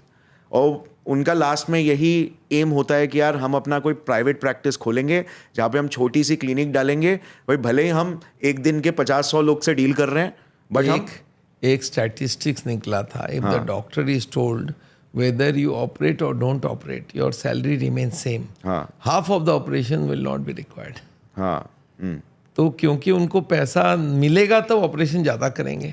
बोल दे भाई पैसे उतने ही फिक्स मिलेंगे, करो या ना करो, तो आधे ऑपरेशन लोग टाल सकते हैं। राइट। अब सर आप इस पूरे कार्डियोलॉजी के एकदम कटिंग एज पे रहते हो, because you are one of the leading researchers as well in this field. तो अभी क्या कटिंग एज चल रहा है, मतलब आज से 5 साल पहले हार्ट के बारे में, कोलेस्ट्रॉल के बारे में ऐसा कौन सा नॉलेज हमारे पास था और अभी वो थोड़ा सा चैलेंज हो रहा है और चीज़ें बदल रही है, न्यू रिसर्च निकल के आ रही है? देखिए, बदल ये रहा है, हम लोग मेडिकल साइंस में बदलने वाला जो अथॉरिटी है उसको अमेरिका को मान के चलते हैं। पूरा वर्ल्ड अमेरिका को फॉलो करता है बहुत और research अमेरिका papers में वहाँ पे उन्होंने लिखे। खूब रिसर्च करना होता है और उसका फंडिंग भी होता है उनके पास। तो अमेरिका में पहले लोग बोलते थे LDL को 100 ला दो, उसके लिए कोलेस्ट्रॉल भी कम करना पड़ता था। फिर उन्होंने रिसर्च करके बोला नहीं 100 नहीं 70 ला दो, हाँ, तो हम लोग 70 लाने लगे। अब रिसर्च आ गया कि 50 ला दो, बाप रे। LDL 50 लाओ तो कोलेस्ट्रॉल को और कम करना पड़ेगा। तो अब ये लेटेस्ट चल रहा है, ये मैं आपको इसी साल की बात कर रहा हूँ कि ये आ गया कि 50 मिलीग्राम पर डेसीलीटर LDL लाओ तो हार्ट की बीमारी को प्रोटेक्ट कर सकते हो। इसका मतलब है कि खाने में सारा मीट बंद होगा, उसमें सारा तेल बंद होगा अगर नॉर्मल से चढ़ना है, या तो दवाई लेके उसको कम कर लो। तो मैं बोलता हूँ दवाई से पहले ये लाइफस्टाइल कर लो, दवाई पीछे रख लेंगे। दोनों को ले लेते हैं, जब इससे खाने से होने लगे तो दवाई हटा लेंगे। तो अभी हमने टारगेट बना दिया LDL को 50 के आसपास ला के रखने का। ओके तो ये लेटेस्ट है। ओके, तो इससे रिस्क फैक्टर काफी कम हो सकता काफ़ी कम होगा, हार्ट अटैक के चांसेस काफ़ी कम हो जाएंगे। है। Okay, but at the same time too much कम भी नहीं हो जाएगा जिससे कि बॉडी के और नहीं, फंक्शंस इफेक्ट वो हो रहे हैं? उन्होंने कर लिया कि कोलेस्ट्रॉल की जितनी जरूरत है वो तो है बॉडी में, ओके, उसके बाद जितना नहीं होने से भी चलेगा। राइट। जैसे शुगर का हम लोग बोलते हैं 80 के कम कर दोगे तो हाइपो हो जाएगा। हाँ, 0 नहीं कर सकते आप। हाँ। कम करो, ज़्यादा भी ना हो जाए, तो वही सेम है। Right. So once again great conversation sir. काफ़ी सारे यूनिक मुद्दों को भी हमने कवर किया और हार्ट के हेल्थ के बारे में जो इन्फॉर्मेशन जानी चाहिए, जो नॉलेज जाना चाहिए, बहुत ज़रूरी था।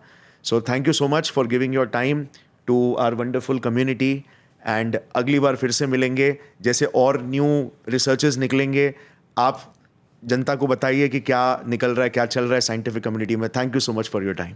Thank you so much for revealing so many facts to the audience.